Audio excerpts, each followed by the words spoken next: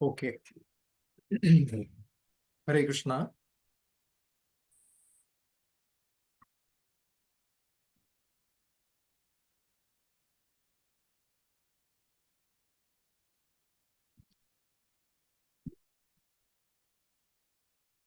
So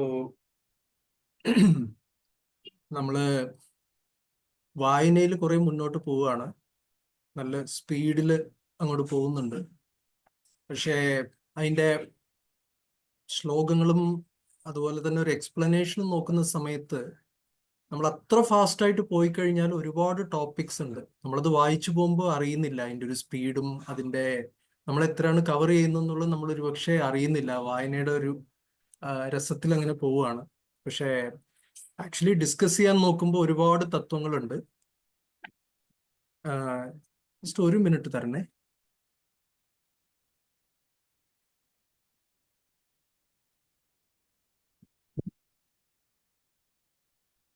ചോദ്യം ഇതാണ്, നമുക്ക് ഈ ഫസ്റ്റ് ചാപ്റ്റർ മുഴുവൻ കവർ ചെയ്യാൻ ഇന്ന് സാധിക്കില്ല. അത്രയും 1.5 മണിക്കൂറിൽ നമുക്ക് ഒരുപാട് ചെയ്യാൻ ശ്രമിച്ചു കഴിഞ്ഞാൽ അതൊരു ഓവറായി പോകും. അപ്പോൾ റീഡിങ് കുറച്ച് ഫ്രണ്ടിൽ പോവും, പിന്നെ ബാക്കിയുള്ള കാര്യങ്ങൾ ലാഗ് ചെയ്യും. നമ്മുടെ എക്സ്പ്ലനേഷൻസ് കുറച്ച് പുറകിലായിരിക്കും വരിക. അത് ഓക്കെ ആണോ? ആർക്കെങ്കിലും അതിനെക്കുറിച്ച് അഭിപ്രായം ഉണ്ടോ? ഓക്കെയാണ് പ്രഭു. ഓക്കെ.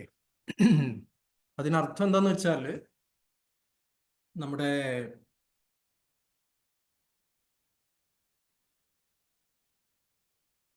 ഓക്കെ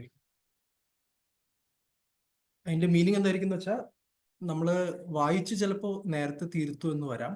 പക്ഷെ എന്നാലും എക്സ്പ്ലനേഷൻസ് ചൊവ്വാഴ്ച അത് തീരുന്നത് വരെ നമുക്ക് ചെയ്യണം. ചിലപ്പോൾ റീഡിങ് ഈ കണക്കിന് 2 വർഷത്തിൽ തീരും. പക്ഷേ എക്സ്പ്ലനേഷൻ ചിലപ്പോൾ ഒരു 6 മാസം കൂടെ എടുക്കാൻ സാധ്യതയുണ്ട്. നമുക്ക് നോക്കാം എങ്ങനെയാണെന്നുള്ളത്. സോ അതുകൊണ്ട് ഇന്ന് നമ്മൾ എടുക്കുന്നത് ആദിലീല ചാപ്റ്റർ 1 ഫസ്റ്റ് പാർട്ട് മാത്രമാണ്. ഏകദേശം 57 ശ്ലോകങ്ങൾ മാത്രമാണ് ഇന്ന് നമ്മൾ ചെയ്യാൻ ശ്രമിക്കുന്നത്. ആക്ച്വലി ഈ അധ്യായത്തിൽ 110 ശ്ലോകങ്ങളുണ്ട്. ഓക്കെ. സോ ഇന്ന് നമ്മൾ ഇതാണ് ചെയ്യുന്നത്. ആദിലീലയെ കുറിച്ചൊരു അവലോകനം, ഒരു ഓവർവ്യൂ, പിന്നെ അതിനുശേഷം 6 തത്വങ്ങളെ കുറിച്ചാണ് ചൈതന്യ ചരിതാമൃതത്തിൽ ആരംഭിക്കുന്നത്. ഇത് ഈ 6 തത്വങ്ങളെ കുറിച്ച് പറഞ്ഞിട്ടാണ്. നമുക്കറിയാം പഞ്ചതത്വ നമ്മൾ കേട്ടിട്ടുണ്ട്. അതുകൂടാതെ ഒരു എക്സ്ട്രാ തത്വവും കൂടി ഉണ്ട്, നമുക്കറിയാത്തതല്ല. അപ്പൊ അതിനെക്കുറിച്ച് 6 തത്വങ്ങളെ കുറിച്ച് പറയുന്നു. പിന്നെ അതിനുശേഷം ഈ ചാപ്റ്ററിന്റെ ഒരു ഇൻട്രൊഡക്ഷൻ, ചെറിയൊരു ഇൻട്രൊഡക്ഷൻ ഉണ്ട്. നമ്മൾ ആക്ച്വലി ഇത് വായിച്ചില്ല, നമ്മളത് മിസ് ചെയ്തു. എൻ്റെ തെറ്റാണ്. നമ്മൾ ആദ്യം ശ്ലോകം 1 മുതൽ വായിച്ചു.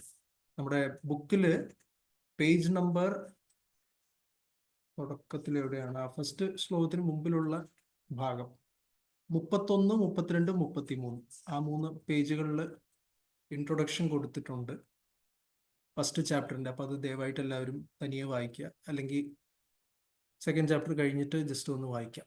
പിന്നെ മംഗളാചരണം, ആദ്യത്തെ 14 ശ്ലോകങ്ങൾ മംഗളാചരണമാണ്. പിന്നെ 15 മുതൽ 17 വരെ മംഗളാചരണത്തിന്റെ ഭാഗം. പിന്നെ ബാക്കിയുള്ള ശ്ലോകങ്ങൾ, അതിന്റെ ഭാഗങ്ങൾ നോക്കാം. പിന്നെ പൊതുവെ ഒരു ചർച്ച ആവശ്യമുണ്ട് നമ്മുടെ ഒരു പോകുന്ന ദിശയെക്കുറിച്ചും അതിന്റെ അനുഭവങ്ങളെ കുറിച്ചും. സോ കഴിഞ്ഞ സെഷനിൽ പറഞ്ഞതിന്റെ സെയിം സ്ലൈഡാണ് ഒന്നുകൂടി ഇട്ടിരിക്കുന്നത്. ചൈതന്യ മഹാപ്രഭുവിന്റെ 48 വർഷങ്ങളുടെ ലീലകളിൽ വെച്ചിട്ട് ആദ്യ 24 വർഷങ്ങൾ ആദിലീലയായി ചൈതന്യ മഹാപ്രഭുവിന്റെ അവതാരം, അതേപോലെ തന്നെ ഗൃഹസ്ഥ ജീവിതം, ബാല്യകാലം, ജനനം, ബാല്യകാലം, സ്കൂളിൽ പോകുന്നത്, പിന്നെ അവസാനം സ്വന്തമായിട്ടൊരു സംസ്കൃത വ്യാകരണ സ്ഥാപനം, എന്താ പറയുക, വിദ്യാഭ്യാസ സ്ഥാപനം തുടങ്ങുന്നത്, പിന്നെ ഹൗസ് ഹോൾഡ് ലൈഫ്, ഗൃഹസ്ഥ ജീവിതം, അങ്ങനെയുള്ള കാര്യങ്ങൾ ആദിലീലയിലും. ബാക്കിയുള്ളത് സന്യാസ ജീവിതം 24 മുതൽ 48 വയസ്സ് വരെ മധ്യ അന്ത്യലീലകളിൽ കവർ ചെയ്യുന്നു. സോ ഇതാണ് ആദിലീല, ആദ്യ 24 വർഷം.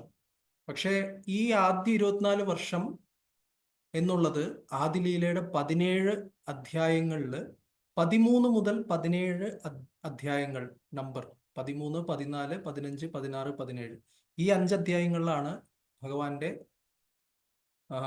പൂർവ ആശ്രമ ലീലകൾ എന്ന് വെച്ചാൽ സന്യാസം എടുക്കുന്നതിന് മുമ്പുള്ള ലീലകൾ വിവരിച്ചിരിക്കുന്നത്. 1 മുതൽ 12 വരെയുള്ള അധ്യായം, ഫസ്റ്റ് 12 ചാപ്റ്റേഴ്സ് ഹെവി ഫിലോസഫിയാണ്. ഭയങ്കര ഒരു പക്ഷേ ഇപ്പൊ ഇത് വായിക്കുമ്പോൾ എല്ലാവർക്കും ഒരു ചെറിയ അനുഭവം കിട്ടിയിട്ടുണ്ടാവും. പക്ഷെ അത് ഭയങ്കര ഹെവി ഫിലോസഫിയാണ്. ഇതിന്റെ ആവശ്യമുണ്ടോ എന്ന് ചോദിച്ചാൽ ആവശ്യമുണ്ട്. ഇവിടെ നമ്മൾ കണ്ടു കഴിഞ്ഞാൽ ഏതൊരു കലയും ഏതൊരു അറിവും നമുക്ക് അഭ്യസിക്കുമ്പോൾ അതിന്റെ ആരംഭഘട്ടത്തിൽ കുറച്ച് ബോറിംഗ് ആയിരിക്കും. പിന്നെ എന്തിനാണ് നമ്മൾ ഇങ്ങനെ പഠിപ്പിക്കുന്നതെന്ന് നമുക്ക് തോന്നാം. പക്ഷെ നമ്മൾ ആ പ്രക്രിയയിലൂടെ, ആ ഒരു ഘട്ടത്തിലൂടെ നമുക്ക് പോയേ പറ്റൂ, അല്ലേ? ഈ വയലിൻ വായിക്കുന്ന അത് വായിക്കുന്നതിന് മുമ്പ് ആദ്യം അതിന്റെ പൊസിഷൻസ് അറിയണം, സ്വരങ്ങൾ അറിയണം. സാരി ഗമ പധ നീ എന്ന് പറഞ്ഞ് സപ്തസ്വരങ്ങളുണ്ട്. അതിൽ തന്നെ രീയും ഗാവും ഒക്കെ 2 ടൈപ്പ് ഉണ്ട്. അങ്ങനെ കുറെ കാര്യങ്ങളുണ്ട്. അപ്പൊ ഇതൊക്കെ അറിഞ്ഞു കഴിഞ്ഞാൽ, സ്വരസ്ഥാനങ്ങളൊക്കെ അറിഞ്ഞു കഴിഞ്ഞാൽ നമുക്ക് സംഗീതം അഭ്യസിക്കാൻ സാധിക്കുള്ളൂ. പിന്നെ വയലിനാണെങ്കിൽ അതിൻ്റെയൊക്കെ പൊസിഷൻസ് ഉണ്ട്, ഏതാണ് എവിടെ വായിക്കണം എന്ന് പറഞ്ഞിട്ട് അങ്ങനെയുള്ള കാര്യങ്ങളൊക്കെ ഉണ്ട്. അപ്പൊ ആദ്യം കുറച്ചു കാലം ഭയങ്കര സ്ലോ ആയിരിക്കും പഠിക്കുന്നത്, ഒരേ കാര്യങ്ങളായിരിക്കും. വീണ്ടും സരി സരി സരി ഗമ പദ നി സ, അതേ തന്നെ പാടിക്കൊണ്ടിരിക്കും വീണ്ടും വീണ്ടും വീണ്ടും, അല്ലേ? അപ്പൊ നമുക്കൊരു പക്ഷെ ഒരു ബോറടി തോന്നാം. എന്തിനാ എന്നെ ഉടനെ പാട്ടുകൾ പഠിപ്പിക്കാത്ത, ഇല്ലേ? എടുത്ത ഉടനെ നമുക്ക് ആഗ്രഹം ഇതാണ്, നമുക്ക് തുടങ്ങുമ്പോൾ തന്നെ നമ്മുടെ അധ്യാപകൻ നമ്മളെ എന്താണ്, ഒരു കടിച്ചാപ്പൊട്ടാത്തൊരു പാട്ട്, അല്ലേ? ഹരിമുരളീരവം എന്നൊക്കെ പറഞ്ഞിട്ട് പാടാം എന്ന് നമ്മൾ വിചാരിക്കും. പക്ഷെ അതിനൊക്കെ മുമ്പ് നമ്മൾ ആ സാരിഗമ പധനി പഠിക്കണം. സോ ചെണ്ടയുടെ കാര്യമാണെങ്കിൽ വയലിൻ പിന്നെയും പോട്ടെ, ചെണ്ടയുടെ കാര്യമാണെങ്കിൽ ആദ്യം ചെണ്ട തരുക പോലും ഇല്ല. ആരെങ്കിലും പഠിച്ചവരുണ്ടോ അല്ലെങ്കിൽ അറിയുന്നവരുണ്ടോ ചെണ്ട എങ്ങനെ പഠിപ്പിച്ചു തുടങ്ങുന്നത്?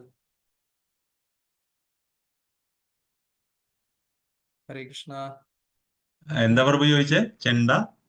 ചെണ്ട പഠിപ്പിക്കുന്ന, ചെണ്ട വയലിനാണെങ്കിൽ ആദ്യം വയലിന് തന്നെ പഠിപ്പിക്കും. ചെണ്ട ആദ്യം മറ്റേ തടിക്കട്ടയിലല്ലേ, തെങ്ങിന്റെ പോലെ കണ്ടിട്ടുണ്ട് ഇവിടെ പഠിപ്പിക്കണം. അതെ, തടിക്കട്ടിട്ട് ചെണ്ട പോലും കയ്യിൽ കിട്ടില്ല. ഞാൻ പഠിക്കാൻ കിട്ടില്ല, വന്ന കുറെ ചെണ്ടയാണ്. കാലം കിട്ടില്ല. അതെ.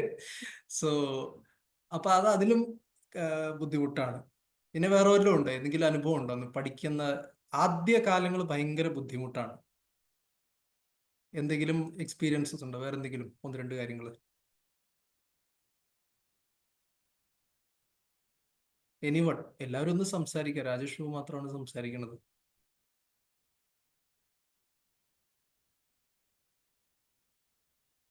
ഹരേ കൃഷ്ണ.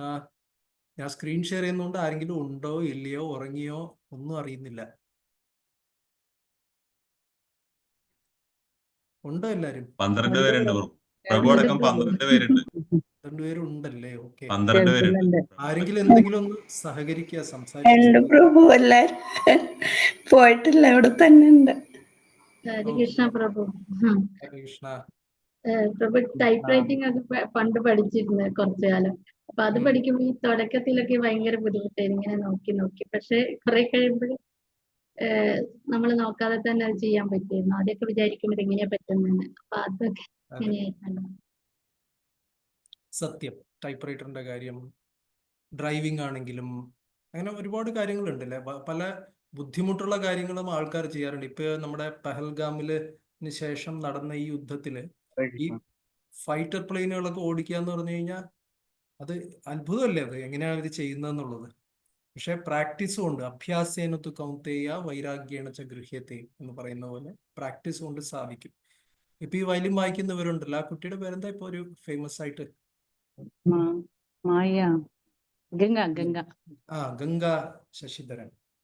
അപ്പൊ അതൊക്കെ ഒന്നിൽ ഈ ജന്മത്തിലോ അല്ലെങ്കിൽ പൂർവ്വജന്മത്തിലോ എപ്പോഴെങ്കിലും ഒരു അഭ്യാസം ചെയ്തു കഴിഞ്ഞാൽ മാത്രമേ ഈ ആ ഒരു എക്സ്പെർട്ടീസ് കിട്ടുള്ളൂ, റൈറ്റ്? സോ അതുകൊണ്ട് ഈ ഒരു ഘട്ടം നമുക്ക് ഒഴിച്ചുകൂടാൻ സാധിക്കില്ല. അത് ഷോർട്ട് കട്ട് ചെയ്യാൻ നമ്മൾ ശ്രമിക്കരുത് എന്നുള്ളത് പറയാൻ വേണ്ടിയാണ് ഇത്രയും പറഞ്ഞത്. അപ്പൊ അതേപോലെ തന്നെ മറ്റൊരു കലയാണ് ശരിക്കും പറഞ്ഞു കഴിഞ്ഞാൽ, എങ്ങനെ ഒരു വയലിനും ചെണ്ടയും ടൈപ്പ് റൈറ്റിങ്ങും ഡ്രൈവിങ്ങും എന്തൊക്കെയാണെങ്കിലും ശരി, ഈ പറയുന്ന കാര്യങ്ങളൊക്കെ ഓരോ കലകളാണ്, ഇല്ലേ? എല്ലാവരും ഒരു രീതിയിൽ പറഞ്ഞാല് പാചകമാണെങ്കിലും ശരി, ഇതൊക്കെ കലയാണ്. അത് അഭ്യസിച്ച് അത് നല്ല രീതിയിൽ ചെയ്യുന്ന ആൾക്കാർ കലാകാരന്മാരാണ്. അതേപോലെ തന്നെ കൃഷ്ണഭക്തി എന്ന് പറയുന്നത് പ്രഭുപാദ് പറഞ്ഞു, it is an art and science. ഇതൊരു ശാസ്ത്രമാണ്, അതേസമയം ഒരു കലയും കൂടിയാണ്. രണ്ടുമാണ്. ഒരു ശാസ്ത്രമാണ്, ഒരു കലയാണ്. ശാസ്ത്രം എന്ന് വെച്ച് കഴിഞ്ഞാൽ അറിവ് ആവശ്യമുണ്ട്. സംഗീതം അങ്ങനെയാണ്, ഒരു ശാസ്ത്രമാണ്, അതേസമയം ഒരു കലയുമാണ്. അതേപോലെ തന്നെ ഒരു നല്ലൊരു ഡോക്ടറാവുക, ഒരു ആയുർവേദ ചികിത്സകനാവുക എന്ന് പറഞ്ഞ ഒരു ശാസ്ത്രമാണ്, അതേസമയം അതിനൊരു കലയുമുണ്ട്. അപ്പൊ അതേപോലെ തന്നെ കൃഷ്ണഭക്തി എന്ന് പറയുന്നത് എങ്ങനെയാണ് ഭഗവാനെ സേവിക്കേണ്ടത്, എങ്ങനെയാണ് ഭക്തന്മാരെ സേവിക്കേണ്ടത്, എങ്ങനെയാണ് നമ്മുടെ ഹൃദയത്തിനകത്ത് ഉറങ്ങിക്കിടക്കുന്ന ആ കൃഷ്ണപ്രേമത്തെ ക്രമേണ ശാസ്ത്രീയമായ മാർഗങ്ങളിലൂടെ അതേസമയം കലാപരമായ നൈപുണ്യത്തോടെയും അതിനെ തട്ടി ഉണർത്തി പുറത്തു കൊണ്ടുവന്ന് അതിന്റെ പൂർണ്ണ വളർച്ച ഉള്ള അവസ്ഥയിലേക്ക് എത്തിക്കാൻ എങ്ങനെ സാധിക്കും എന്നുള്ളത് ഇവിടെ ഭഗവാന്റെ വൃന്ദാവനത്തിലെ ലീലകൾ ഭഗവാനെ ഗോപികമാര് സേവിക്കുകയാണ്. അതേപോലെ പല ഭക്തന്മാരും, ഗോപികമാര് മാത്രമല്ല, ഇവിടെ തത്തയുണ്ട്, അപ്പുറത്ത് അരയന്നങ്ങളുണ്ട്, ഇതൊക്കെ നമ്മൾ കാണുന്നില്ല. ഇവിടെ വൃക്ഷങ്ങളുണ്ട്, ലതകളുണ്ട്, ഈ സംഗീത ഉപകരണങ്ങളുണ്ട്. ഇതെല്ലാം ഭഗവാനെ സേവിക്കുകയാണ്.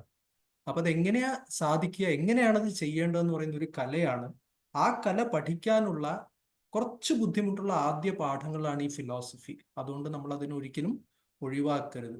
നമ്മൾ ആ ഫിലോസഫി പഠിക്കാതെ, നമ്മൾ അത് അഭ്യസിക്കാതെ നമ്മൾ കാര്യങ്ങൾ ചെയ്തു കഴിഞ്ഞാൽ അങ്ങനെ ചെയ്യുന്ന ഭക്തിയും അഭ്യസിച്ച ശേഷം ചെയ്യുന്ന ഭക്തിയും തമ്മിലുള്ള വ്യത്യാസം എപ്പോഴും നമുക്ക് കാണാൻ സാധിക്കും, ഇല്ലേ? എന്തോ ചെണ്ടയുടെ മണ്ടക്കിട്ട് കൊട്ടുന്നതും അതിന്റെ താളങ്ങളും അതിന്റെ ചൊല്ലുകളും അതിന്റെ ആ ഒരു രീതി അനുസരിച്ച് പഠിച്ച ശേഷം ചെണ്ട വായിക്കുന്നതും തമ്മിൽ, ആ രണ്ടുപേരും വായിക്കുന്ന വ്യത്യാസം നമുക്ക് നല്ല രീതിയിൽ കാണാൻ സാധിക്കും, ഇല്ലേ? അതേപോലെ തന്നെ ഭക്തി നമ്മൾ ഫിലോസഫി അറിഞ്ഞു തന്നെ നമ്മൾ ചെയ്തു കഴിഞ്ഞാൽ ആ ഭക്തിയും അല്ലാതെ ചെയ്യുന്ന ഭക്തിയും തമ്മിലുള്ള വ്യത്യാസം നമുക്ക് അറിയാൻ സാധിക്കും. സോ പ്രഭുപാദ് പ്രൊഫസ് എന്താ പറയാ, മുഖൗര അല്ലെ, അതില് പ്രഭുപാദ് പറയുന്നുണ്ട്, ആമുഖം അതിൽ പറയുന്നുണ്ട്, Lord Chaitanya is the ideal teacher of life's prime necessities. ജീവിതത്തിന്റെ ഏറ്റവും പ്രാഥമികമായ ആവശ്യങ്ങളെ എന്താണെന്നുള്ളതും അതിനെ എങ്ങനെ പൂർത്തീകരിക്കാം എന്നുള്ളതും ശ്രീ ചൈതന്യ മഹാപ്രഭു നമുക്ക് പഠിപ്പിച്ചു തരികയാണ്. അത് പഠിപ്പിക്കാനുള്ള ഏറ്റവും യോഗ്യനായ, ഏറ്റവും ഉത്തമനായ അധ്യാപകൻ ശ്രീ ചൈതന്യ മഹാപ്രഭു ആണെന്ന് പറയുന്നു. അപ്പൊ ജീവിതത്തിന്റെ ഏറ്റവും പ്രാഥമികമായ ആവശ്യങ്ങൾ എന്താണ് ശരിക്കും ആവശ്യം? നമ്മൾ പറയും നമ്മുടെ പ്രധാനപ്പെട്ട ആവശ്യങ്ങൾ എന്താണ്? ഫുഡ്, ക്ലോത്തിങ്, ഷെൽട്ടർ, ആഹാരം, പാർപ്പിടം, വസ്ത്രം, ഇതൊക്കെയാണ് നമ്മുടെ പ്രധാനപ്പെട്ട ആവശ്യങ്ങൾ.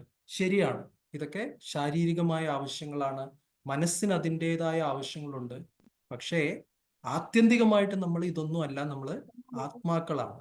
അപ്പൊ ആത്മാവിന്റെ ഏറ്റവും പ്രധാനപ്പെട്ട ആവശ്യം എന്തെന്ന് വെച്ചാൽ സ്നേഹം സ്വീകരിക്കലും അതിലും ഉപരി സ്നേഹം നൽകുകയും ചെയ്യുക, ഇല്ലേ? അതാണ് ആത്മാവിന്റെ യഥാർത്ഥ ആവശ്യം. അപ്പോ ലൈഫ്സ് പ്രൈം നെസസിറ്റീസ്, ജീവിതത്തിന്റെ ഏറ്റവും പ്രധാനപ്പെട്ട ആവശ്യം എന്ന് പറയുന്നത് ഇതാണ്. അതുകൊണ്ട് ചൈതന്യ മഹാപ്രഭു എന്ത് ചെയ്യുന്നു? ഏറ്റവും പ്രധാനപ്പെട്ട ആവശ്യം ഇതാണെന്നുള്ളത് മനസ്സിലാക്കിക്കൊണ്ട് കൃഷ്ണപ്രേമം ഏറ്റവും ഉദാരമതിയായിട്ട്, ഏറ്റവും ഔദാര്യത്തോടെ ശ്രീ ചൈതന്യ മഹാപ്രഭു നമുക്ക് നൽകുന്നു. അതേസമയം ആ കൃഷ്ണപ്രേമം എന്നുള്ളത് നേരത്തെ പറഞ്ഞ പോലെ ഒരു ശാസ്ത്രവും കലയുമാണ്. അതിനെ ശരിയാവണ്ണം മനസ്സിലാക്കാൻ വേണ്ടി, അതിനെ ശരിയാവണ്ണം അവതരിപ്പിക്കാൻ വേണ്ടി ഒരു നല്ല ടീച്ചർ എന്നുള്ളത് പോലെ സാധാരണ ഞാൻ കേട്ടിട്ടുണ്ട്, ഈ ചില സംഗീത അധ്യാപകന്മാര്, പല അധ്യാപകന്മാരും ഉണ്ട്, അതിന്റെ ബേസിക്സ് ഉണ്ടല്ലോ, ആദ്യ പാഠങ്ങൾ വീണ്ടും വീണ്ടും വീണ്ടും വീണ്ടും ഊട്ടി ഉറപ്പിച്ച് എന്തും കാണാം. ഒരു ക്രിക്കറ്റ് കളിയാണെങ്കിലും പ്രശസ്തരായ ബാറ്റ്സ്മാൻമാര് ടെക്സ്റ്റ് ബുക്ക് ഷോട്ട് എന്ന് പറയും, അവരതിന് ഒരേ സാധനത്തിന് വീണ്ടും വീണ്ടും വീണ്ടും പ്രാക്ടീസ് ചെയ്ത് അതിനൊരു പെർഫെക്ഷൻ എത്തിക്കുന്നു. അതേപോലെ കൃഷ്ണദാസ് കവിരാജ് ഗോസ്വാമി അങ്ങനെ നമ്മളെ ശാസ്ത്രീയമായിട്ട് പഠിപ്പിക്കാൻ വേണ്ടി ചൈതന്യ ചരിതാമൃതം രചിച്ചിരിക്കുകയാണ്. എത്ര പെർഫെക്റ്റ് ആയിട്ടാണ് അദ്ദേഹം ചെയ്തിരിക്കുന്നത് എന്നുള്ളത് നമുക്ക് മുന്നോട്ട് പോകുമ്പോൾ കാണാൻ സാധിക്കും. അതുകൊണ്ട് ആദ്യം നമ്മൾ പറഞ്ഞു ഫിലോസഫിയാണ്, 12 ചാപ്റ്റേഴ്സ് ഫിലോസഫി ആണെന്ന് പറയുന്നത്. നമ്മൾ പറഞ്ഞത് കൃഷ്ണദാസ് കവിരാജ് ഗോസ്വാമിക്ക് ഓൾറെഡി എന്തോ അദ്ദേഹത്തിന്റെ ചെവിയിൽ എത്തിയിട്ടുണ്ടെന്ന് തോന്നുന്നു. അതുകൊണ്ട് വളരെ മുന്നോട്ട് പോകാതെ 2-ാം അധ്യായത്തിൽ തന്നെ, ആദിലീല 2-ാം അധ്യായത്തിൽ തന്നെ കൃഷ്ണദാസ് കവിരാജ് ഗോസ്വാമി നമുക്ക് വേണ്ടി ഒരു ശ്ലോകം ഇവിടെ പറയുന്നുണ്ട്. സിദ്ധാന്ത ബലിയ ചിത്തെ നകാര അലസ ഇഹ ഹൈത്തെ കൃഷ്ണേ ലാഗെ സുദൃഢ മാനസ.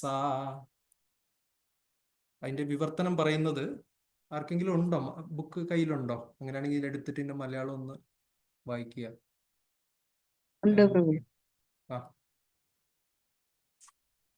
ഒന്ന് വായിക്കാമോ? അതിന്റെ വിവർത്തനം മാത്രം മതി, ഭാവാർത്ഥം വേണ്ട.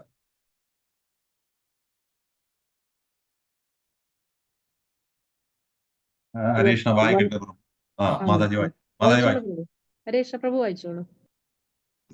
വിവർത്തനം: ആത്മാർത്ഥതയുള്ളൊരു ശിഷ്യൻ സിദ്ധാന്തങ്ങളുടെ ഇത്തരം സംവാദങ്ങൾ വിവാദപരമായിരിക്കുമെന്ന് കരുതി അവയെ അവഗണിക്കരുത്. എന്തുകൊണ്ടെന്നാൽ ഇത്തരം സംവാദങ്ങൾ മനസ്സിനെ സുദൃഢമാക്കുകയും അപ്രകാരം മനസ്സ് കൃഷ്ണനിൽ ഉറയ്ക്കുകയും ചെയ്യുന്നു. ഹരേ കൃഷ്ണ. അതെ. സോ നേരത്തെ പറഞ്ഞ പോലെ എനിക്ക് ഈ നിയമങ്ങളൊന്നും ആവശ്യമില്ല, ഇതൊന്നും അറിയേണ്ട ആവശ്യമില്ല, എനിക്ക് ഭാവമാണ്, എനിക്ക് ആ ഭക്തിയാണ് ആവശ്യം എന്ന് പറഞ്ഞിട്ട് നമ്മൾ ഇതൊന്നും, ഈ ചർച്ചകളൊക്കെ നമ്മൾ അവഗണിക്കുകയാണെങ്കിൽ അതിന്റെ കുറവുകൾ നമുക്ക് തീർച്ചയായിട്ടും നമ്മുടെ ഭക്തിയിൽ കാണാൻ സാധിക്കും. ഇതുപോലെ എനിക്ക് പാട്ടിന്റെ സ്വരസ്ഥാനങ്ങളൊന്നും അറിയണ്ട, എനിക്ക് തോന്നുന്ന പോലെ ഞാൻ പാട്ട് പാടാൻ പോവാന്ന് പറഞ്ഞു കഴിഞ്ഞാൽ ആ കുറവ് തീർച്ചയായിട്ടും അവിടെ കാണാൻ സാധിക്കും. അതേപോലെ തന്നെ അതുകൊണ്ട് നമ്മൾ ഈ കാര്യങ്ങളെ മനസ്സിലാക്കാൻ ശ്രമിക്കണം. നമ്മുടെ ബുദ്ധിക്കും നമ്മുടെ പരിമിതികൾക്കും അകത്തിരുന്ന് കഴിയും വിധം നമ്മൾ ശ്രമിക്കണം. അതാണ് നമ്മളിപ്പോൾ ചെയ്യാൻ പോകുന്നത്, റൈറ്റ്? അതാണ് ചെയ്തുകൊണ്ടിരിക്കുന്നത്. സോ ചൈതന്യ ചരിതാമൃത ആദിലീലയിൽ first philosophy then pastimes. ആദ്യം തത്വം, പിന്നെ ലീല. Philosophy is the necessary tool to understand the pastimes properly. നമ്മൾ ഭഗവാന്റെ ലീലകള് ശരിയാവണ്ണം മനസ്സിലാക്കാൻ വേണ്ടിയുള്ള വളരെ അത്യാവശ്യമായ ഒരു ഉപകരണമാണ് തത്വശാസ്ത്രം, ഫിലോസഫി. ആലോചിച്ച് നോക്കൂ, ഫിലോസഫി ഇല്ലാതിരുന്നു കഴിഞ്ഞാൽ നമ്മൾ ഇനി മുന്നോട്ട് പോകുമ്പോൾ ഭഗവാന്റെ ഒരുപാട് ലീലകൾ വരും. മധ്യലീലയിൽ ഫോർ എക്സാമ്പിൾ ചൈതന്യ മഹാപ്രഭുവും ഭക്തന്മാരും എല്ലാവരും കൂടി രഥയാത്ര, പുരി രഥയാത്രയിൽ പോകുന്നു. അങ്ങനെ ആ രഥം വലിച്ചുകൊണ്ടിരിക്കുന്ന സമയത്ത് കണ്ണിൽ നിന്ന് കണ്ണീര് ധാരധാരയായിട്ട് മഹാപ്രഭുവിന്റെ കണ്ണിൽ നിന്ന് ഒഴുകുന്നു. അത് മറ്റ് ഭക്തന്മാരുടെയൊക്കെ ശരീരത്തിൽ പതിക്കുന്നു. ആ കണ്ണീര് പതിക്കുന്ന സമയത്ത് എല്ലാ ഭക്തന്മാരും കൂടി ആനന്ദ അതിരേകത്തില് വളരെ സന്തോഷത്തോടെ ഉയർന്നുയർന്ന് കുതിച്ച് ചാടുകയാണ്. അങ്ങനെ ചാടിക്കൊണ്ടിരിക്കുന്ന സമയത്ത് പെട്ടെന്ന് രഥം നിന്നു. എത്ര വലിച്ചിട്ടും മുന്നോട്ട് പോകുന്നില്ല, എത്ര പരിശ്രമിച്ചിട്ടും അത് നിന്ന സ്ഥാനത്ത് അങ്ങനെ തന്നെ നിൽക്കുകയാണ്. അപ്പൊ ചൈതന്യ മഹാപ്രഭു എന്ത് ചെയ്തു? പെട്ടെന്ന് പല ശ്രമങ്ങളും നടത്തി. പല വ്യക്തികളും ആനകളെ കൊണ്ട് വലിക്കാൻ നോക്കി. പല വ്യക്തികളും, പെഹൽവാന്മാര്, തടിമാടന്മാര്, മല്ലയുദ്ധക്കാര് പോലും വന്നിട്ട് അതിന് വലിക്കാൻ നോക്കി. എന്ത് ചെയ്തിട്ടും ആ രഥം അവിടെ നിന്ന് അനങ്ങുന്നില്ല.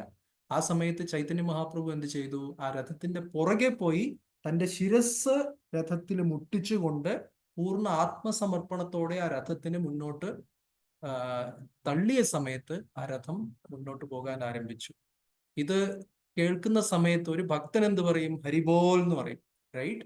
പക്ഷെ അല്ലാതെ നമ്മൾ ഇത് തന്നെ പുറത്തുപോയി പറഞ്ഞു കഴിഞ്ഞാൽ ആൾക്കാർ വിചാരിക്കും ഇതിലെന്തോ ഇത്ര വലിയ കാര്യം, എന്തോ ഒരു തേരുണ്ടായിരുന്നു, ആ തേരിനെ ഇങ്ങോട്ട് വലിച്ചു, വന്നില്ല, പുറകിൽ നിന്ന് തള്ളി, അപ്പൊ എല്ലാവരും കൂടെ അത് വന്നു, ഇതിലെന്തൊരു വിഷയം, അല്ലേ? ശരിയല്ല? അങ്ങനെ ചിന്തിക്കാൻ സാധിക്കുമോ? ഇല്ലേ? ചിന്തിക്കാൻ സാധിക്കും. നമുക്ക് ഏത് ലീല എടുത്താലും ഭഗവാൻ ഗോവർദ്ധനത്തിനെ ഓർത്ത്, ഓ അതെന്ത് വലിയ കാര്യം, ഇതൊക്കെ കെട്ടുകഥയാണ്. പല രീതിയിലും നമ്മൾ അത്രയും മഹനീയമായ ഒരു കാര്യത്തെ വളരെ സാധാരണമാക്കി മാറ്റാൻ നമ്മുടെ മനസ്സിന് പ്രത്യേക കഴിവുണ്ട്, റൈറ്റ്? എത്രയും വലിയ വലിയ കാര്യങ്ങളെ നമ്മൾ വെറും ഓർഡിനറി ആക്കി, നിസ്സാരമാക്കി തീർക്കാൻ മനസ്സിന് ആ ഒരു കഴിവുണ്ട്. അതുകൊണ്ട് ഫിലോസഫി എന്നുള്ളൊരു യന്ത്രം ഉപയോഗിച്ച് ഇതാണ് തത്വം, ഓക്കെ, ഇതാണ് ചൈതന്യ മഹാപ്രഭു, ഇവിടെ ഇതാണ് ആക്ച്വലി സംഭവിച്ചുകൊണ്ടിരിക്കുന്നതെന്ന് മനസ്സിലാക്കി കഴിഞ്ഞാൽ അപ്പം ആ ലീലയ്ക്കൊരു ആനന്ദം വരും, റൈറ്റ്? അതുകൊണ്ടാണ് ഫിലോസഫി വേണ്ടത്. ഈ ആദിലീലയെ കുറിച്ച് നമ്മൾ ഇനി പറയുന്നു. ആദിലീലയിലുള്ള 17 അധ്യായങ്ങളെ 3ആയിട്ട് നമുക്ക് വിഭാഗങ്ങളായിട്ട് നോക്കാം. ആദ്യത്തെ 7 ചാപ്റ്റേഴ്സ്, ഈ പറയുന്ന വോള്യൂം 1 നമ്മുടെ ഈ ബുക്ക്, ഇതിൽ 7 അധ്യായങ്ങളാണ് ഉള്ളത്. അപ്പൊ ഇതിനകത്ത് 6 തത്വങ്ങളെ കുറിച്ച് സംസാരിക്കുന്നു. അതിനുശേഷം 8 മുതൽ 12 വരെയുള്ള അധ്യായങ്ങളിൽ the branches of Chaitanya tree എന്ന് വെച്ചാൽ ചൈതന്യ മഹാപ്രഭുവിൽ നിന്ന് തുടങ്ങി ഭക്തന്മാരുടെ ഒരു വൃക്ഷം തന്നെ വരുന്നുണ്ട്. ചൈതന്യ മഹാപ്രഭുവിന് ശേഷം നിത്യാനന്ദ പ്രഭു ആ ഭക്തി വൃക്ഷത്തിന്റെ, ചൈതന്യ മഹാപ്രഭു ആവുന്ന ആ ഭക്തി വൃക്ഷത്തിന്റെ ഏറ്റവും വേര് നിത്യാനന്ദ പ്രഭുവാണ്. അങ്ങനെ ഒരു ഉപമയോടെ ഒരു ഫാമിലി ട്രീ പോലെ, ഒരു സ്പിരിച്വൽ ഫാമിലി ട്രീ, കുടുംബത്തിന്റെ അല്ല, സ്പിരിച്വൽ ആധ്യാത്മികമായ ആ ഒരു പരമ്പരയുടെ ഫാമിലി ട്രീ ആയിട്ട് മഹാപ്രഭുവിന്റെ ലീലയിൽ പങ്കെടുക്കുന്ന വ്യക്തികളെയൊക്കെ അവിടെ പരിചയപ്പെടുത്തുന്നു. റൈറ്റ്? അതാണ് ഈ 5 അധ്യായങ്ങളിൽ സംഭവിക്കുന്നത്. അതിനുശേഷം 13 മുതൽ 17 വരെ നേരത്തെ പറഞ്ഞതുപോലെ ചൈതന്യ മഹാപ്രഭുവിന്റെ ആദി ലീലകൾ. അപ്പൊ നമ്മൾ ആലോചിച്ച് നോക്കണം, ആദ്യം ആരാണ് ഈ വ്യക്തിത്വങ്ങൾ ചൈതന്യ മഹാപ്രഭു എന്നുള്ളത് തത്വപരമായിട്ട് സിദ്ധാന്തം വ്യക്തമാക്കി. അതിനുശേഷം മറ്റ് ഈ ലീലയിലുള്ള വ്യക്തിത്വങ്ങൾ, ഒരു നാടകത്തിലെ കഥാപാത്രം എന്ന് പറയുന്നത് പോലെ, പക്ഷെ ഇത് നാടകമല്ല, യാഥാർത്ഥ്യമാണ്. എന്നാലും ആ വ്യക്തിത്വങ്ങളെ ആദ്യം കൃഷ്ണദാസ് കവിരാജ് ഗോസ്വാമി പരിചയപ്പെടുത്തുന്നു. ആരാണവർ, അവരുടെ യഥാർത്ഥ സ്വരൂപം എന്താണെന്നുള്ളതൊക്കെ ഒരു രീതിയിൽ പറഞ്ഞു തന്നിട്ട് അതിനുശേഷം ആ ലീലകളിലേക്ക് കടക്കുകയാണ്. കുറച്ച് കഴിഞ്ഞ് നിർത്താം, ഒരു ബ്രേക്ക് പോയിന്റ് തരാം. സോ ഇത്രയും മനസ്സിലായോ? ഓക്കെ ആണോ? മനസ്സിലായി പ്രഭു. ശരി. ഇനി നമ്മൾ മുന്നോട്ട് പോകുന്നത് 6 തത്വങ്ങളെ കുറിച്ചാണ്. നമുക്ക് ഓൾറെഡി പഞ്ചതത്വങ്ങൾ അറിയാം. ഈ റൈറ്റ് കോളത്തിൽ നോക്കിയാൽ എല്ലാവരും ഉണ്ട്. ശ്രീകൃഷ്ണ ചൈതന്യ, നിത്യാനന്ദ, ഗദാധര, അദ്വൈത, ശ്രീ നാരദ അല്ല, ശ്രീവാസ് എന്ന് എഴുതണം അല്ലെ, ശ്രീവാസ് പണ്ഡിറ്റ്. So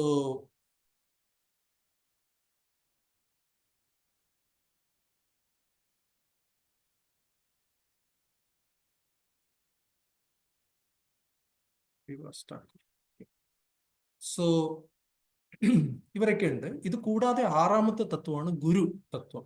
right? അതിനൊരു എക്സ്ട്രാ തത്വമായിട്ട് സ്പെഷ്യലായിട്ട് കാറ്റഗറൈസ് ചെയ്തിട്ടുണ്ട്. അതുകൊണ്ട് നമ്മൾ ചൈതന്യ ചരിതാമൃത ആദിയിൽ ഏറ്റവും ആദ്യത്തെ ശ്ലോകം നോക്കിയാൽ അതിൽ തന്നെ ഈ 6 തത്വങ്ങളെ പ്രത്യേകം കൃഷ്ണദാസ് കവിരാജ് ഗോസ്വാമി എടുത്തു പറഞ്ഞ് ഇവരെയൊക്കെ വന്ദിക്കുന്നു. വന്ദേ ഗുരു നീശ ഭക്താൻ ഈശം ഈശാവതാരകാൻ തത്പ്രകാശാംശ്ച തത്ശക്തീഃ കൃഷ്ണ ചൈതന്യ സംജ്ഞകം. സോ വന്ദേ ഗുരൂൻ, ആദ്യം ഗുരുതത്വം. ആ ഗുരുവിനെ പിന്നീട് ദീക്ഷാ ഗുരുവും ശിക്ഷാ ഗുരുവുമായിട്ട് 2 വിഭാഗത്തിൽപ്പെടുത്തി വിവരിക്കുന്നുണ്ട്. ഈശഭക്താൻ, ഭഗവാന്റെ ഭക്തന്മാരെ വീണ്ടും 2 കാറ്റഗറി ആയിട്ട് പറയുന്നുണ്ട്. ഒന്ന് പരിഷത്ത്. പരിഷത്ത് എന്ന് വെച്ചാൽ ഭഗവാന്റെ പാർഷദന്മാർ, ഓൾറെഡി ഭഗവാന്റെ ലീലയിൽ അംഗമായിരിക്കുന്ന നിത്യമുക്തന്മാരായിട്ടുള്ള വ്യക്തികൾ, ഭക്തന്മാർ. അത് ഭഗവാന്റെ പരിഷത്ത്, പാർഷദന്മാർ. അതുകൂടാതെ സാധക, പ്രാക്ടീസ് ചെയ്യുന്ന ഭക്തന്മാർ. ഇങ്ങനെ അത് പഞ്ചതത്വത്തില് ഭക്ത തത്വത്തിനെ ശ്രീവാസ് ഠാക്കൂറാണ് പ്രതിനിധീകരിക്കുന്നത്. അതിനുശേഷം വന്ദേ ഗുരു ഈശഭക്താൻ, ഈശം അതായത് സാക്ഷാൽ ഈശ്വരൻ, സ്വയം ഭഗവാൻ. അത് ശ്രീകൃഷ്ണ ഭഗവാനാണ്. അതിൽ വേറെ കാറ്റഗറി ഒന്നുമില്ല, അതിൽ വേറെ വിഭാഗങ്ങളുടെ ആവശ്യമില്ല. അത് പഞ്ചതത്വത്തിൽ ശ്രീകൃഷ്ണ ചൈതന്യ മഹാപ്രഭുവാണ്. അതിനുശേഷം ഈശ അവതാരക്കാൻ, ഈശ്വരന്റെ അവതാരങ്ങൾ. അപ്പൊ അവതാര തത്വത്തിനെ അദ്വൈതാചാര്യരാണ് പ്രതിനിധീകരിക്കുന്നത് പഞ്ചതത്വത്തില്. അതുകൂടാതെ അതിനെയും കാറ്റഗറീസ് ആയിട്ട് ചെയ്തിട്ടുണ്ട്. അംശാവതാരങ്ങളുണ്ട്, ഗുണാവതാരങ്ങളുണ്ട്, എല്ലാം എഴുതിയിട്ടില്ല. ലീലാവതാരങ്ങൾ, ശക്തിയാവേശാവതാരങ്ങൾ, മന്വന്തരാവതാരങ്ങൾ, അങ്ങനെ പല അവതാരങ്ങൾ വിഭാഗത്തിൽ പെടുന്നു. പിന്നെ അതിനുശേഷം പ്രകാശങ്ങൾ. ഈശം ഈശാവതാരകാൻ തത് പ്രകാശാംശ്ച, ഭഗവാന്റെ പ്രകാശങ്ങൾ. പ്രകാശം എന്ന് വെച്ച് കഴിഞ്ഞാൽ ഭഗവാൻ തന്നെ, പക്ഷെ മറ്റൊരു രൂപം. അപ്പൊ അങ്ങനെ നോക്കുമ്പോൾ ശ്രീ നിത്യാനന്ദ പ്രഭു ആണ് ഭഗവാന്റെ പ്രകാശം ആയിട്ട് വരുന്നത്. ഇത് കുറച്ച് ടെക്നിക്കൽ ടേമാണ്. നമ്മൾ ഈ പ്രകാശ വിലാസ എന്നുള്ള കാര്യങ്ങളൊക്കെ എൻ്റെ ഓർമ്മ ശരിയാണെങ്കിൽ 2ാം അധ്യായത്തിന്റെ അവസാനമാണെന്ന് തോന്നുന്നു, അല്ലെങ്കിൽ 3ാം അധ്യായമാണെന്ന് എനിക്കൊരു സംശയം. അതിൽ പ്രകാശ വിലാസ എന്നുള്ള ഈ എന്താ പറയുക തത്വങ്ങള് അതിനെക്കുറിച്ച് പറയും. പ്രകാശ എന്ന് പറഞ്ഞു കഴിഞ്ഞാൽ ഭഗവാന്റെ തന്നെ രൂപമാണ്. ആ രൂപത്തില് ഭഗവാനിൽ നിന്ന് രൂപഭേദമില്ല. അങ്ങനെ ഒരു ഇതുണ്ട്. വിലാസ എന്ന് പറഞ്ഞു കഴിഞ്ഞാൽ ചെറിയൊരു രൂപഭേദമൊക്കെ ഉണ്ട്. വിഷ്ണു രൂപങ്ങളൊക്കെ വിലാസ എന്ന് പറയും. അങ്ങനെ പല, ഇത് കുറെ ടെക്നിക്കലാണ്, താത്വികമാണ്. പക്ഷെ ഈശ്വരനെ കുറിച്ച്, കൃഷ്ണനെ കുറിച്ച് ഭഗവത്ഗീതയിൽ നമ്മൾ പഠിക്കുന്നതിനെക്കാട്ടിലും കൂടുതൽ ലെവലിൽ ഇവിടെ പഠിക്കുന്നുണ്ട് നമ്മൾ, റൈറ്റ്? ഇത് പ്രകാശ വിലാസ്. ഇനി ഇത് കഴിഞ്ഞിട്ട് തത് പ്രകാശാംശ തത് ശക്തി, ഭഗവാന്റെ ശക്തികൾ, അതാണ് ലാസ്റ്റ് തത്വം, ശക്തി തത്വം, ആറാമത്തേത്. അത് പല ടൈപ്പ് ഉണ്ട്. ഗദാധര പണ്ഡിറ്റാണ് അത് പ്രതിനിധീകരിക്കുന്നത്.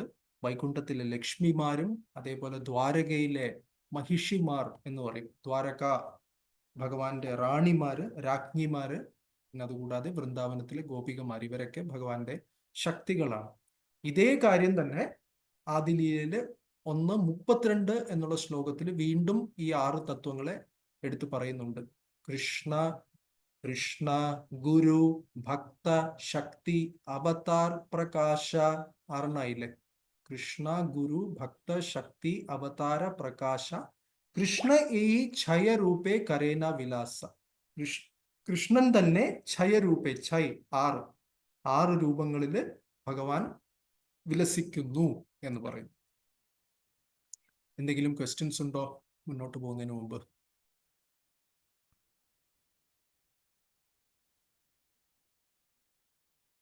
യെസ്, നോ, മനസ്സിലായി? ഹരേഷ പ്രഭു, ഒരു കാര്യം, ഭക്ത അവിടെ പറഞ്ഞപ്പോ കാറ്റഗറീസിൽ ഒന്ന് സാധക, മറ്റേ പരീക്ഷത് എന്ന് പറഞ്ഞ പാർഷദ അല്ലേ? പാർഷദ് എന്ന് വെച്ചാൽ കൂടെ സന്തത എപ്പോഴും നടക്കുന്ന ആള്, കൂടെ. അതെ, പാർഷദന്മാരെല്ലാരും ചേർന്ന് കഴിഞ്ഞാൽ പരിഷത്ത് എന്ന് പറയും.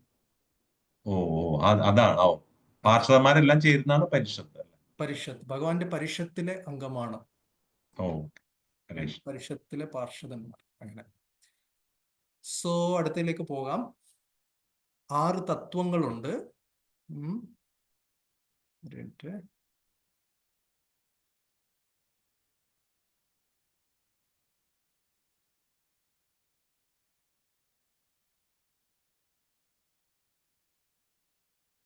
ഓക്കെ, ഭഗവാന്റെ 6 തത്വങ്ങൾ നമ്മൾ ഓൾറെഡി പറഞ്ഞത് കണ്ടിന്യൂ ചെയ്യുകയാണ്. ഈ തത്വങ്ങളെയൊക്കെ പറഞ്ഞതുപോലെ ആദ്യത്തെ 7 ചാപ്റ്റേഴ്സിൽ ഈ തത്വങ്ങളെ കുറിച്ചാണ് പറയുന്നത്. അതിൻ്റെ ഒരു ടേബിളാണ് ഇവിടെ ഉണ്ടാക്കിയിരിക്കുന്നത്. സോ ഫസ്റ്റ് ചാപ്റ്ററിൽ നമ്മുടെ മംഗളാചരണ ശ്ലോകമില്ലേ, നമ്മൾ ആദ്യത്തെ 14 ശ്ലോകം, ഈ 1-ാം അധ്യായത്തിൽ ആദ്യത്തെ 14 ശ്ലോകങ്ങളിൽ ഈ 6 തത്വങ്ങളോടുള്ള പ്രാർത്ഥനയാണ്. അങ്ങനെ റൈറ്റ് സൈഡിൽ, റൈറ്റ് കോളത്തിൽ ആ നമ്പർ കൊടുത്തിട്ടുണ്ട്, 1 മുതൽ 14 വരെയുള്ള ശ്ലോകങ്ങൾ. അതിൽ ആദ്യത്തെ 2 ശ്ലോകം, അതില് ഇഷ്ടദേവ നമസ്കാരം. അപ്പൊ ആദ്യം ഇതാണ് സംഭവിക്കുന്നത്. ആരെയൊക്കെയാണ് നമസ്കരിക്കുന്നത്? 2 പേരുണ്ട്. ഒന്ന് ഗുരുക്കന്മാരെ നമസ്കരിക്കുന്നു, അതായത് 6 തത്വങ്ങളെ നമസ്കരിക്കുന്നു. അതിനുശേഷം ഗൗരനിത്യാനന്ദ ചൈതന്യ മഹാപ്രഭുവിനെ, നിത്യാനന്ദ പ്രഭുവിനെ നമസ്കരിക്കുന്നു. ഇത് 1-ാമത്തെ ചാപ്റ്ററിൽ ശ്ലോകം നമ്പർ കൊടുത്തിട്ടുണ്ട്. ഈ നമ്പേഴ്സിലാണ് ഈ കാര്യങ്ങൾ കൃഷ്ണദാസ് കവിരാജ് ഗോസ്വാമി ചെയ്യുന്നു. ഇനി 2-ാമത്തെ ചാപ്റ്ററിൽ വസ്തു നിർദ്ദേശം എന്ന് വെച്ചാൽ ഒബ്ജക്റ്റീവ്, ഈ പുസ്തകത്തിന്റെ എന്താണ് ഉദ്ദേശം, എന്തിനാണ് ഈ ചൈതന്യ ചരിതാമൃതം എഴുതിയിരിക്കുന്നത്, ആരെ ഉദ്ദേശിച്ചാണ്, എന്ത് ലക്ഷ്യം വെച്ചിട്ടാണ് എഴുതിയിരിക്കുന്നതെന്ന് ചോദിച്ചു കഴിഞ്ഞാൽ, ശ്രീകൃഷ്ണ ഭഗവാൻ പരമദിവ്യോത്തമ പുരുഷൻ സ്വയം രൂപമായിട്ട് ചൈതന്യ മഹാപ്രഭുവായിട്ട് അവതരിക്കുന്നു. ആ ചൈതന്യ മഹാപ്രഭുവിനെ ശാസ്ത്രീയമായിട്ട് നമുക്ക് കാഴ്ചവെക്കാൻ വേണ്ടിയാണ് ഈ ഗ്രന്ഥം എഴുതിയിരിക്കുന്നത്, റൈറ്റ്? ചൈതന്യ ചരിതാമൃതം. അപ്പൊ അതാണ് ഈ 2-ാമത്തെ അധ്യായത്തിലെ വിഷയം. അതിന്റെ ചാപ്റ്റർ പേര് നോക്കിയാൽ ചൈതന്യ മഹാപ്രഭു എന്ന് തന്നെയാണ്, പരമദിവ്യോത്തമ പുരുഷൻ. 3-ാം അധ്യായത്തില് ആശീർവാദം, ബ്ലെസ്സിങ്സ് കൊടുക്കുന്നുണ്ട്. പിന്നെ മംഗളാചരണം, ആ ശ്ലോകം, 4-ാമത്തെ ശ്ലോകം എടുത്ത് നോക്കിയാൽ, വേണമെങ്കിൽ ഒരു കാര്യം ചെയ്യാം, നമ്മളിത് ഈ ടേബിൾ കാണുമ്പോൾ നമ്മൾ ചൈതന്യ ചരിതാമൃതം ആ ശ്ലോകം കയ്യിൽ വെക്കുകയാണെങ്കിൽ ഒന്ന് ഓടിച്ചു നോക്കിയാലും നമുക്ക് ഈ പറയുന്നത് മനസ്സിലാവും. ആദ്യത്തെ 2 ശ്ലോകം വന്ദേ ഗുരു നീശഭക്താൻ, വന്ദേ ശ്രീകൃഷ്ണ ചൈതന്യ നിത്യാനന്ദവും സഹോദിതവും, ഈ 2 ശ്ലോകങ്ങളും ഇവിടെയായി. 3-ാമത്തെ ശ്ലോകം യദദ്വൈതം ബ്രഹ്മോപനിഷദി, അങ്ങനെ പറഞ്ഞിട്ട് ഭഗവാന്റെ ബ്രഹ്മം എന്ന് പറയുന്നത് ഭഗവാന്റെ ശരീരത്തിലുള്ള പ്രകാശമാണ്, അങ്ങനെയുള്ള കാര്യങ്ങൾ പറയുന്നു. വസ്തു നിർദ്ദേശം. 4-ാമത്തെ ശ്ലോകം ആശീർവാദമാണ്. അവിടെ ഒരു ആശീർവാദം കൊടുക്കുന്നുണ്ട്. ശ്രീമതി ശചിദേവിയുടെ പുത്രൻ എന്നറിയപ്പെടുന്ന പരമപുരുഷ ഭഗവാൻ നിങ്ങളുടെ ഹൃദയത്തിന്റെ അന്തഃപുരത്തിൽ എന്നെന്നും വസിക്കുമാറാകട്ടെ എന്ന് പറഞ്ഞിട്ട് ഒരു ആശീർവാദമൊക്കെ കൊടുക്കുന്നുണ്ട്. പിന്നെ ചൈതന്യ മഹാപ്രഭു വന്നതിനുള്ള ബാഹ്യ കാരണം, എക്സ്റ്റേണൽ റീസൺ അവിടെ പറയുന്നുണ്ട്. നമ്മളിത് വീണ്ടും നമ്മൾ അടുത്ത സ്ലൈഡ്സിൽ നോക്കും, അതുകൊണ്ട് ഞാൻ അപ്പം അവിടെ പറയാം. ഇപ്പൊ 3-ാമത്തെ അധ്യായം ആശീർവാദം. പിന്നെ 4-ാമത്തെ അധ്യായത്തിൽ മൂലപ്രയോജനം എന്ന് വെച്ചാൽ ഒറിജിനൽ റീസൺ. ചൈതന്യ മഹാപ്രഭുവിന് ഈ ലീല വന്ന് കാണിച്ചിട്ട് ഈ ഭൂലോകത്തിൽ വന്നിട്ട് എന്ത് പ്രയോജനം എന്നുള്ളത് മഹാപ്രഭുവിന്റെ ആന്തരികമായ കാരണങ്ങൾ, കോൺഫിഡൻഷ്യൽ റീസൺസ്, അതിനെക്കുറിച്ച് പറയുന്നു. അത് പറയേണ്ട സമയത്ത് ശ്രീമതി രാധാറാണിയെ കുറിച്ച് പറയുന്നുണ്ട്. അപ്പൊ അത് പറയാൻ വേണ്ടി ഈ 2-ാം അധ്യായത്തിൽ ചൈതന്യ മഹാപ്രഭു ആരാണ്, കൃഷ്ണൻ ആരാണെന്ന് വിവരിക്കുന്നത് പോലെ തന്നെ കൃഷ്ണതത്വം 2-ാം അധ്യായത്തിൽ വിവരിക്കുന്നു. അതേപോലെ രാധാതത്വം പ്രത്യേകിച്ചും 4-ാം അധ്യായത്തിലാണ് വിവരിക്കുന്നത്. എന്നിട്ട് ചൈതന്യ മഹാപ്രഭു രാധാതത്വം, ഇവിടെ കൃഷ്ണതത്വം പറഞ്ഞു, രാധാതത്വം പറയുന്നു. 2 തത്വങ്ങളും സമന്വയിപ്പിച്ചുകൊണ്ട് ഗൗരതത്വം 4-ാം അധ്യായത്തിൽ അവതരിപ്പിക്കുന്നു. പിന്നെ മഹാപ്രഭു വരാനുള്ള കാരണവും പറയുന്നു. ഇതാണ് മൂലപ്രയോജനം. അത് കഴിഞ്ഞ് 5-ാം അധ്യായത്തിൽ ശ്രീ നിത്യാനന്ദ തത്വം. ഇതെല്ലാം എഴുതിയെടുക്കണമെന്നില്ല, ഈ സ്ലൈഡ്സ് എന്തായാലും ഞാൻ ഷെയർ ചെയ്യാണ്. ശ്രീ നിത്യാനന്ദ തത്വം. പിന്നെ നിത്യാനന്ദ പ്രഭുവിന്റെ 5 രൂപങ്ങൾ: സംകർഷണ കാരണതോയശായി, ഗർഭോദശായി ച പയോക്തിശായി, ശേഷശ്ച യസ്യാംശ കലാസ നിത്യാനന്ദാഖ്യരാമ ശരണം മമാസ്തു എന്ന് പറഞ്ഞ ശ്ലോകമുണ്ട്. അപ്പോൾ 5 രൂപത്തിൽ സംകർഷണ ഒറിജിനൽ രൂപം, ഈ 3 വിഷ്ണുമാരെ നമുക്കറിയാം, പിന്നെ അവസാനം ശേഷം. അങ്ങനെ നിത്യാനന്ദ പ്രഭുവിനെ കുറിച്ച് പറയുന്നു. 6-ാം അധ്യായത്തിൽ അദ്വൈതാചാര്യന്റെ തത്വത്തെക്കുറിച്ച് പറയുന്നു. പ്രത്യേകിച്ച് സേവക ഭാവത്തിനെ കുറിച്ച് എടുത്തു പറയുന്നുണ്ട്. ഇത് മംഗളാചരണത്തിൽ അദ്വൈതാചാര്യരെ കുറിച്ച് 12-13 ശ്ലോകങ്ങളിൽ പറയുന്നു. 7-ാം അധ്യായത്തിൽ പഞ്ചതത്വത്തെക്കുറിച്ച് പറയുന്നു. 14-ാമത്തെ മംഗളാചാര്യ ശ്ലോകം പഞ്ചതത്വാത്മകം കൃഷ്ണം എന്നുള്ള ശ്ലോകം. പിന്നെ ഈ 7-ാം അധ്യായത്തിൽ തന്നെ ഈ 5 തത്വങ്ങളെയും എന്താ പറയുക, സൈദ്ധാന്തികമായിട്ട് 100% സ്ഥാപിക്കാൻ വേണ്ടി ഈ 7-ാം അധ്യായത്തിൽ തന്നെ പിന്നീട് നടക്കുന്ന ഒരു ലീല, പിന്നീട് എത്രയോ കഴിഞ്ഞിട്ടാണ് നടക്കുന്നത്, പക്ഷെ ആ ലീലയുടെ താത്വിക അംശം, ചൈതന്യ മഹാപ്രഭുവും പ്രകാശാനന്ദ സരസ്വതിയും തമ്മിൽ നടന്ന ആ ഒരു സംവാദത്തിന്റെ വിശദ വിവരങ്ങൾ ഈ 7-ാം അധ്യായത്തിൽ ആദ്യ ലീലയിൽ തന്നെ ഉൾക്കൊള്ളിച്ചിട്ടുണ്ട്. അത് കുറച്ച് ഹെവി ആയിരിക്കും വായിക്കുമ്പോൾ, നല്ല കടുകട്ടി ഫിലോസഫിയാണ്. പക്ഷെ നേരത്തെ പറഞ്ഞതുപോലെ അത് നമ്മൾ വായിച്ചേ തീരൂ, നമ്മുടെ നന്മയ്ക്ക് വേണ്ടിയാണ്. ഓക്കെ, അടുത്തതിലേക്ക് പോവാം. സോ ചാപ്റ്റർ ഇൻട്രോ, ഈ അധ്യായത്തിന്റെ ഒരു introduction. Just A minute.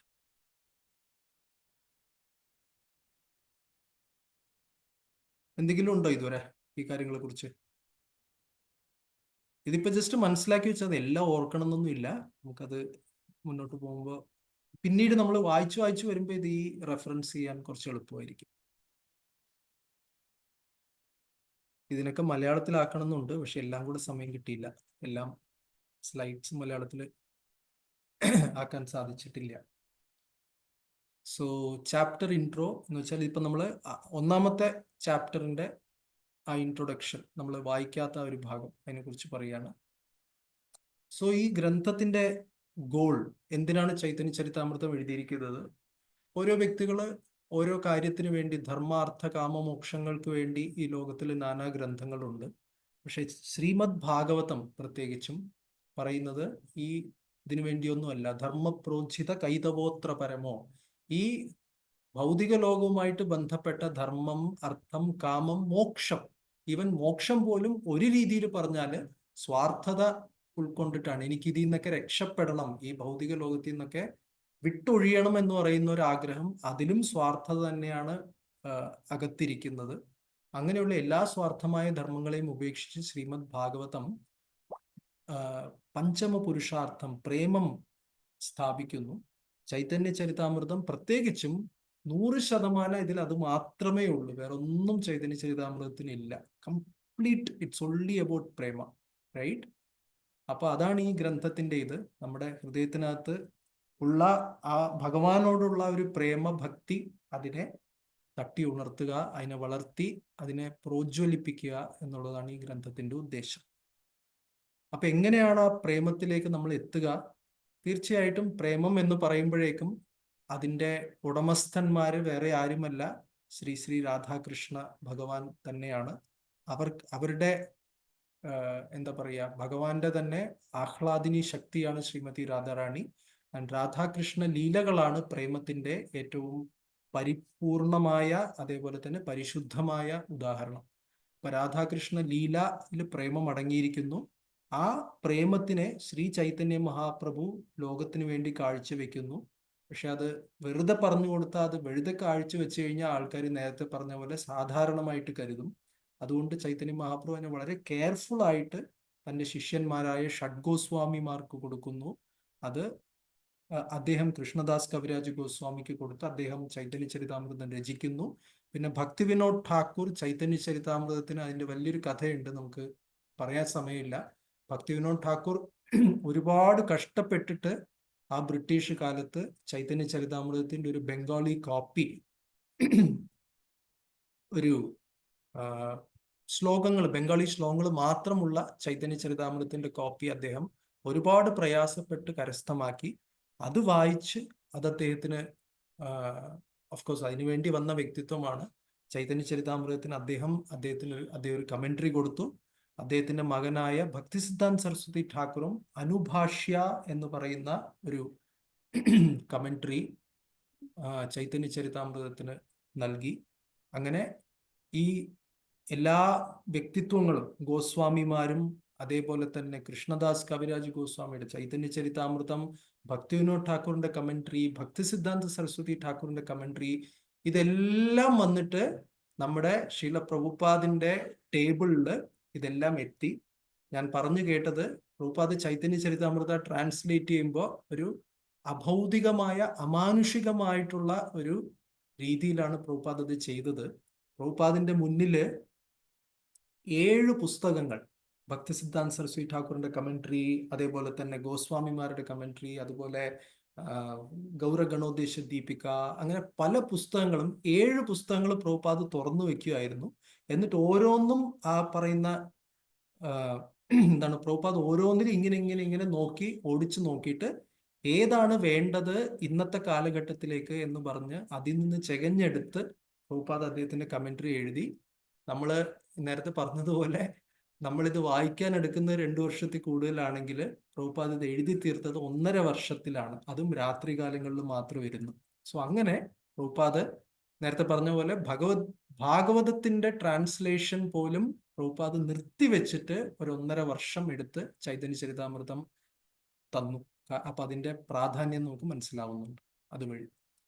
So പിന്നെ മറ്റു കാര്യങ്ങൾ ഈ ഇൻട്രൊഡക്ഷനിൽ പറയുന്നത്, സബ്മിസീവ് ഓറൽ റിസെപ്ഷൻ എന്ന് വെച്ച് കഴിഞ്ഞാൽ, സബ്മിസീവ് എന്ന് വെച്ചാൽ ഒരു എതിർക്കുന്ന അല്ലെങ്കിൽ ഒരു വെല്ലുവിളിക്കുന്ന ഭാവത്തോടെ അല്ലാതെ വിനയാൻവിതമായ ഒരു ഭാവത്തോടെ ഓറൽ റിസെപ്ഷൻ എന്ന് വെച്ചാൽ നമ്മുടെ കർണപഥങ്ങളിലേക്ക് സ്വീകരിക്കണം എന്നാണ് പറയുന്നത്. അങ്ങനെ ചെയ്യാത്ത പക്ഷം വെറുതെ കുറെ അറിവുണ്ട്, സംസ്കൃതം അറിയാം, ബംഗാളി അറിയാം, എനിക്ക് ഫിലോസഫി അറിയാം, ഞാൻ PhD ആണ്, അതാണ് ഇതാണെന്നൊന്നും പറഞ്ഞത് കൊണ്ടൊന്നും ആ വ്യക്തിക്ക് അതീന്ദ്രിയമായ വിധാനത്തിലേക്ക്, ട്രാൻസെൻഡന്റൽ പ്ലെയിനിലേക്ക് പ്രവേശിക്കാൻ സാധിക്കില്ല. ഇതിനെല്ലാറ്റിനും പ്രധാനം നമ്മുടെ ഭാവമാണ്. നമ്മൾ ഏത് ഭാവത്തോടെ മനസ്സിലാക്കുന്നു എന്നുള്ളതാണ്. ചൈതന്യ ചരിതാമൃതത്തിൽ തന്നെ ഒരു വിവരണമുണ്ട്, നമ്മൾ കേട്ടിട്ടുണ്ട്, മധ്യലീലയിൽ വരുന്നുണ്ട്. ആ ശ്രീരംഗത്തുള്ള എഴുതാനും വായിക്കാനും അറിയാത്ത ബ്രാഹ്മണന്റെ കഥ നമുക്ക് എല്ലാവർക്കും അറിയാം അല്ലേ? മേ ബി ഒരു സ്കിറ്റ് ഇടുന്നതിനും യോജിച്ച ഒരു കഥയാണ്. അതിൻ്റെ അപ്പുറത്ത് ഇപ്പുറത്ത് കുറച്ച് ആഡ് ചെയ്തിട്ട് നമുക്ക് നല്ല രീതിയിൽ ഒരു പ്രസന്റ് ചെയ്യാം.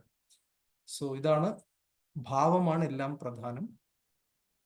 പിന്നെ തിരുവിളക്കു പിച്ചൈ.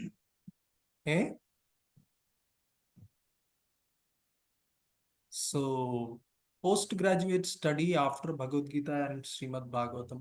ഭഗവത്ഗീതയും ഭാഗവതവും പഠിച്ചിട്ടുള്ള ബിരുദാനന്തര പഠനമാണ് ചൈതന്യ ചരിതാമൃതം. ഇത് തിയറിറ്റിക്കൽ നോളജ് അല്ല, വെറുതെ നമ്മൾ നേരത്തെ പറഞ്ഞ പോലെ കുറെ തിയറി പഠിച്ചുകൊണ്ട് നമുക്ക് മനസ്സിലാവുന്നതല്ല. അപ്പോൾ അത് പറയുന്നത് ഇതൊരു സ്പിരിച്വൽ എക്സ്പീരിയൻസ് ആണ്, ഒരു ആധ്യാത്മിക അനുഭവമായിരിക്കും. ഒരു പ്രാവശ്യം ചൈതന്യ ചരിതാമൃതം നല്ല രീതിയിൽ വായിച്ച് ചൈതന്യ മഹാപ്രഭുവിന്റെ ലീലകളിലേക്ക് മനസ്സ് തുറന്ന് വില്ലിംഗ്ലി പൂർണ്ണ അർപ്പണഭാവത്തോടെ നമ്മൾ ഈ ലീലകളിൽ പ്രവേശിക്കാൻ ഒരു ശ്രമം നടത്തി കഴിഞ്ഞാൽ, ആ ശ്രമം വിജയിക്കട്ടെ പരാജയിക്കട്ടെ അതൊക്കെ പോട്ടെ, പക്ഷെ നമ്മൾ ആത്മാർത്ഥമായിട്ട് ഒരു ശ്രമം നടത്തി കഴിഞ്ഞാൽ തീർച്ചയായിട്ടും ചൈതന്യ മഹാപ്രഭുവിന്റെ ഒരു സാന്നിധ്യം നമ്മുടെ ഹൃദയത്തിൽ വിട്ടുപോകാത്ത രീതിയിൽ നിരന്തരമായിട്ട് അവിടെ മഹാപ്രഭുവിന്റെ ഒരു സാന്നിധ്യം നമുക്ക് അനുഭവപ്പെടാൻ സാധിക്കും. ഗുരുപരമ്പര വഴി നമ്മളത് ചെയ്യുന്നു. പിന്നെ അചിന്ത്യ ഭേദാഭേദ തത്വത്തെക്കുറിച്ച് പ്രഭുപാദ് പറയുന്നു. ശക്തിയും ശക്തിമാനും ഒരേ സമയം ഒന്നാണ്, പക്ഷേ വേറെയാണ് എന്നാണ് പറയുന്നത്. അപ്പൊ അതിനെക്കുറിച്ച് കൂടുതൽ കാര്യങ്ങൾ അചിന്ത്യ ഭേദാഭേദ തത്വത്തെക്കുറിച്ചും ഇത് ചർച്ച ചെയ്യും. റൈറ്റ്. ഇനിയിപ്പോ മംഗളാചരണം നമ്മൾ ഇനിയിപ്പോ ചെയ്യാൻ പോകുന്നത്, ഇൻട്രൊഡക്ഷൻ കഴിഞ്ഞു. നമ്മൾ ഇനി ചെയ്യാൻ പോകുന്നത് 1 മുതൽ 57 വരെയുള്ള ശ്ലോകങ്ങളെ കുറിച്ച് ജസ്റ്റ് ഒരു നമ്മൾ റൺ ത്രൂ ചെയ്യും. അതിന്റെ ഭാവാർത്ഥത്തിൽ ഒക്കെ വളരെ ഡീപ്പായിട്ട് പോകാൻ നമുക്ക് സാധിക്കില്ല. പ്രസക്തമായിട്ടുള്ള ചില കാര്യങ്ങൾ മാത്രം എഴുതിയിട്ടുണ്ട്. ഓക്കെ. സോ ഞാനിവിടെ സ്റ്റാർ ഇട്ട് വെച്ചിരിക്കുന്നത് ഒരു സൂചനയ്ക്ക് വേണ്ടിയാണ്. അതായത് നമുക്ക് അങ്ങനെ ഒരു കോഡിങ് ചെയ്യാം. ചില ശ്ലോകങ്ങളൊക്കെ നമ്മൾ ബൈഹാർട്ട് പഠിക്കാനോ അല്ലെങ്കിൽ അതിന് പ്രാധാന്യം കൊടുത്ത് നമുക്ക് ചെയ്യാനോ അത് അഭികാമ്യമാണ്. സോ ആദ്യത്തെ ശ്ലോകങ്ങൾ പ്രത്യേകിച്ചും വളരെ പ്രധാനപ്പെട്ട ശ്ലോകങ്ങളാണ്. ശ്ലോകങ്ങൾ പഠിക്കാനും അതേപോലെ അത് ഓർത്ത് ക്ലാസ്സിലൊക്കെ പറയാനും മറ്റുള്ളവർക്ക് പറഞ്ഞു കൊടുക്കാനും താല്പര്യമുള്ള ഭക്തന്മാർ പ്രത്യേകിച്ചും പഠിക്കുക. പിന്നെ ചില ശ്ലോകങ്ങളുണ്ട് അത് എല്ലാവരും പഠിച്ചേ പറ്റൂ. അപ്പൊ അങ്ങനെയുള്ളത് നമുക്ക് വേറൊരു ലിസ്റ്റായിട്ട് തരാം. സോ ഫസ്റ്റ് ശ്ലോക നമ്മൾ ഓൾറെഡി നോക്കിക്കഴിഞ്ഞു. വന്ദേ ഗുരു നീശ ഭക്താൻ ഈശമീശാവതാരകാൻ തത്പ്രകാശാംശ തത്ശക്തി കൃഷ്ണ ചൈതന്യ സംജ്ഞകം എന്ന് പറഞ്ഞ് നമ്മൾ 6 തത്വങ്ങൾ നോക്കി. 2ാം ശ്ലോകത്തില് പറയുന്നത് സൂര്യനും ചന്ദ്രനും ഒരേ സമയം ഗൗഡചക്രവാളത്തില് ശ്രീ ചൈതന്യ മഹാപ്രഭുവിന്റെ നിത്യാനന്ദ പ്രഭുവിന്റെ രൂപത്തില് അവതരിച്ചിട്ടുണ്ട്. ആ ചക്രവാളത്തില് ഉദയം ചെയ്ത് വന്നിട്ടുണ്ട്. സാധാരണ ഈ സൂര്യനും ചന്ദ്രൻ രണ്ടുപേരും ഒരേ സമയം ഉദിക്കുന്നത് അങ്ങനെ സംഭവിക്കുമോ എന്നറിയില്ല. അറിയുന്നവരാർക്കെങ്കിലും കമന്റ് ചെയ്യാം. സാധാരണ ഞാൻ കേട്ടിട്ടുണ്ട് കന്യാകുമാരിയിലൊക്കെ ഇപ്പോൾ സൂര്യൻ അസ്തമിക്കുമ്പോൾ ചന്ദ്രൻ ഉദിക്കും. പക്ഷെ രണ്ടും ഒരുമിച്ച് ഉദിക്കുന്ന ഒരു സംഭവം ഉണ്ടോ എന്നുള്ളത് അറിയില്ല. അത് വേണമെങ്കിൽ ഒരു ഇൻട്രസ്റ്റിംഗ് ആയിട്ടുള്ള കാര്യമാണ്, ആർക്കെങ്കിലും ഒന്ന് റിസർച്ച് ചെയ്യാം. പക്ഷെ ഇവിടെ അത് സംഭവിച്ചു. ചൈതന്യ മഹാപ്രഭു നിത്യാനന്ദ പ്രഭു സൂര്യനും ചന്ദ്രനും ഒരേ സമയത്ത് ഉദിച്ചു. എന്നിട്ട് to destroy the darkness of ignorance, Prabhupad പറയുന്നു. അന്ധകാരത്തിന്റെ ഇഗ്നറൻസ്, അജ്ഞാനത്തിന്റെ അന്ധകാരത്തെ നീക്കാൻ വേണ്ടിയിട്ട്. വേറൊരു രീതിയിൽ പറഞ്ഞാൽ ഇഗ്നോറൻസ് എന്നുള്ളതിന് മറ്റൊരർത്ഥവും പ്രഭുപാദ് കൊടുക്കുന്നുണ്ട്. ഇഗ്നോർ ചെയ്യുക എന്ന് വെച്ചാൽ എല്ലാം അറിഞ്ഞാലും അവഗണന എന്നുള്ളൊരു സംഭവമുണ്ട് അല്ലേ. പല ആൾക്കാരും അങ്ങനെയാണ്. നമ്മുടെ ഭക്തന്മാര് പൊതുവെ നമ്മൾ നാട്ടിലൊക്കെ നോക്കിയാൽ ഭഗവത്ഗീത എടുക്കാമോ, നിങ്ങൾ ഈ കാര്യങ്ങളൊക്കെ ഒന്ന് വരാമോ എന്ന് ചോദിക്കുമ്പോൾ പൊതുവെ ഒരു റെസ്പോൺസ് വെച്ചാൽ ഒരു ചിരിയൊക്കെ ഉണ്ട്. ചിരിയൊക്കെ പാസ്സാക്കിയിട്ട് എന്ന് വെച്ചാൽ എൻ്റെ അടുത്തേക്ക് വരേണ്ട എന്നുള്ള രീതിയിൽ നല്ലൊരു മയത്തോടെ ആൾക്കാർ അങ്ങനെ നൈസായിട്ട് ഒഴിഞ്ഞു പോകുന്ന ഒരു സംഭവമുണ്ട്.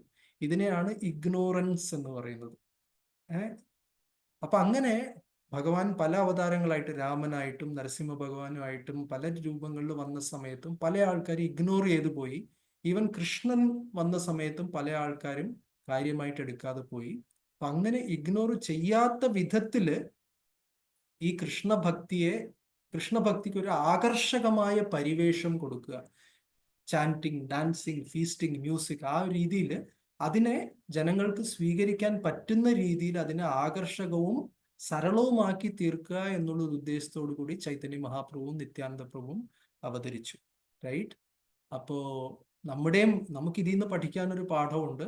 കൃഷ്ണാവബോധത്തെ തന്നെ അതിൻ്റെ അന്തസത്തയ്ക്ക് ഒരിക്കലും കോട്ടം തട്ടിക്കാതെ, അതേസമയം അതിനെ നമ്മുടെ നാട്ടിലുള്ള ആൾക്കാർക്ക് എന്തായിരിക്കും അത് സ്വീകാര്യമായിരിക്കുക, ഏത് രീതിയിലായിരിക്കും ഇതിനെ അവരുടെ കണ്ണുകളിൽ കൂടുതൽ ആകർഷകമാക്കിയിട്ട് ഇങ്ങനെ ഇഗ്നോറൻസ് ചെയ്യാതെ, ഇഗ്നോർ ചെയ്യാതെ അതിനെ സ്വീകരിക്കാൻ പറ്റുന്ന രീതിയിലാക്കുക എന്നുള്ളത് നമുക്ക് ഇവിടെ ഒരു ചിന്തിക്കാനുള്ള വിഷയമാണ് ഈ ശ്ലോകത്തിൽ. ഇനി 3ാമത്തെ ശ്ലോകം, ചൈതന്യ മഹാപ്രഭു സ്വയം ഭഗവാനാണ്. ഇതിനെ മഹാപ്രഭുവിനുപരി കൃഷ്ണൻ തന്നെയാണ്, അല്ലാതെ കൃഷ്ണന്റെ അവതാരമോ കൃഷ്ണന്റെ അംശമോ കൃഷ്ണന്റെ പ്രകാശം വിലാസം എന്നൊക്കെ അങ്ങനെയൊന്നുമല്ല. സ്വയം 100% കൃഷ്ണൻ തന്നെയാണ് ചൈതന്യ മഹാപ്രഭു. അതുകൊണ്ട് ചൈതന്യ മഹാപ്രഭുവിനെ കാട്ടിലും കൃഷ്ണനെ കാട്ടിലും ന ചൈതന്യാത് കൃഷ്ണാത് ജഗതി പരതത്വം പരൈഹ, അതിലും വലിയൊരു സത്യം, ഒരു വസ്തുത ഇല്ല എന്ന് 3-ാമത്തെ ശ്ലോകത്തിൽ പറയുന്നു. 4-ാമത്തെ ശ്ലോകത്തില് മറ്റാർക്കും കൊടുക്കാൻ സാധിക്കാത്ത ഒരു ഗിഫ്റ്റാണ് ചൈതന്യ മഹാപ്രഭു കൊടുക്കുന്നത്. നമ്മള് എന്താ പറയുന്നത്, ആശീർവാദം എന്ന് നമ്മളിവിടെ പറഞ്ഞു, റൈറ്റ്? നേരത്തെ ആ സ്ലൈഡിൽ നമ്മൾ കണ്ടിട്ടുണ്ടോ ആശീർവാദം. അപ്പൊ അതാണ് ഇവിടെ കൊടുക്കുന്നത്. ഇതിലും പല ഒരു ആശീർവാദം ആർക്കും കൊടുക്കാൻ സാധിക്കില്ല. കാര്യം എന്താണ് മഹാപ്രഭു തരുന്നത്? മാധുര്യരസം മാത്രമല്ല, മാധുര്യരസത്തിൽ തന്നെ ഹയസ്റ്റ് ലെവൽസ് വേറെ ആർക്കും ഒരുപക്ഷെ മറ്റൊരു സമ്പ്രദായത്തിനും എത്താൻ പറ്റാത്ത അത്രയും ഉജ്ജ്വലമായ ഒരു രസമാണ് ചൈതന്യ മഹാപ്രഭു നമുക്ക്, അതിന്റെ സാധ്യതകളാണ് നമുക്ക് തുറന്നു തരുന്നത്. 5-ാമത്തെ ശ്ലോകത്തിൽ ചൈതന്യ മഹാപ്രഭുവിന്റെ 5 ശ്ലോകങ്ങളും മഹാപ്രഭുവിന്റെ ആന്തരിക കാരണങ്ങൾ, അവതരിക്കാനുള്ള കാരണങ്ങൾ. 5-ാമത്തെ ശ്ലോകത്തിൽ ചൈതന്യ മഹാപ്രഭുവിന്റെ വ്യക്തിത്വം, അദ്ദേഹത്തിന്റെ ഒരു ഐഡന്റിറ്റി, രാധാഭാവദ്യുതി സുവലിതം നൗമി കൃഷ്ണസ്വരൂപം. അതായത് ശ്രീമതി രാധാറാണിയുടെ ഭാവവും ശരീരകാന്തിയും ആ ഒരു നിറവും ഭാവവും സ്വീകരിച്ചുകൊണ്ട് കൃഷ്ണസ്വരൂപം, കൃഷ്ണൻ തന്നെയാണ് വന്നിരിക്കുന്നത് എന്ന് 5-ാം ശ്ലോകത്തിൽ പറയുന്നു. 6-ാം ശ്ലോകത്തില് ചൈതന്യ മഹാപ്രഭു അവതരിക്കാനുള്ള 3 ആന്തരിക കാരണങ്ങളെ കുറിച്ചാണ് പറയുന്നത്. അപ്പൊ ആദ്യത്തെ ആന്തരിക കാരണം ശ്രീമതി രാധാറാണിയുടെ പ്രേമത്തിന്റെ മഹിമകൾ. അതെന്താണ് അങ്ങനെ ഒരു സ്പെഷ്യൽ പ്രേമം? നമ്മൾ കേട്ടിട്ടുണ്ട്, പ്രേമവും സ്നേഹവും ഒക്കെ നമുക്കറിയാം, ഭഗവാനുമായിട്ടുള്ള ഭഗവത് പ്രേമവും നമുക്കറിയാം. പക്ഷെ ശ്രീമതി രാധാറാണിയുടെ ആ പ്രേമം, അതിലെന്താണ് ഒരു സ്പെഷ്യാലിറ്റി, എന്താണ് അതിലൊരു മറ്റാർക്കും ഇല്ലാത്തൊരു വൈശിഷ്ട്യം എന്ന് കൃഷ്ണന് മനസ്സിലാക്കണം. അത് മനസ്സിലായില്ല, കൃഷ്ണനായിട്ടിരുന്ന് മനസ്സിലായില്ല. അതുകൊണ്ട് അത് മനസ്സിലാക്കുക എന്നുള്ളൊരു ഉദ്ദേശം. 2-ാമത്തെ ഉദ്ദേശം, കൃഷ്ണൻ ആലോചിക്കുന്നു, എന്നില് ഇത്രയും അത്ഭുത ഗുണങ്ങൾ ഉണ്ടെന്ന് തോന്നുന്നുണ്ടല്ലോ. കാര്യം ശ്രീമതി രാധാറാണിക്ക് മാത്രം ആ അത്ഭുത ഗുണങ്ങൾ ആസ്വദിക്കാൻ സാധിക്കുന്നു. ഈ ഗുണങ്ങളുടെ ഉടമസ്ഥനായി എനിക്ക് പോലും ആസ്വദിക്കാൻ സാധിക്കുന്നില്ലല്ലോ. അതിലെന്താണ് ഇത്? രാധാറാണിക്ക് മാത്രം അത് അനുഭവിക്കാൻ എന്തുകൊണ്ട് സാധിക്കുന്നു എന്ന് പറഞ്ഞിട്ട് രാധാറാണിയിലൂടെ, അല്ലെങ്കിൽ രാധാറാണിയുടെ എന്താ പറയാ വീക്ഷണകോണിലൂടെ തന്നെ സ്വയം മനസ്സിലാക്കാൻ കൃഷ്ണൻ ശ്രമിക്കുന്നു. അതാണ് 2-ാമത്തെ കാരണം, റൈറ്റ്? രണ്ടും വ്യത്യാസമുണ്ട്. പിന്നെ 3-ാമത്തേത്, ശ്രീമതി രാധാറാണിക്ക് കൃഷ്ണപ്രേമത്താൽ ശ്രീമതി രാധാറാണി അനുഭവിക്കുന്ന ആ ഒരു വിശേഷമായിട്ടുള്ള ആനന്ദം, ആ ആനന്ദം എന്താണ്, ഞാനും കൂടെ ഒന്ന് അനുഭവിച്ചു നോക്കട്ടെ എന്ന് പറഞ്ഞിട്ട് ചൈതന്യ മഹാപ്രഭു വരുന്നു. ഈ 3 ചെറിയ വ്യത്യാസങ്ങളുണ്ട്. ശ്രദ്ധിച്ചു നോക്കിയാൽ നമുക്ക് ആ 3 കാരണങ്ങൾ മനസ്സിലാക്കാം.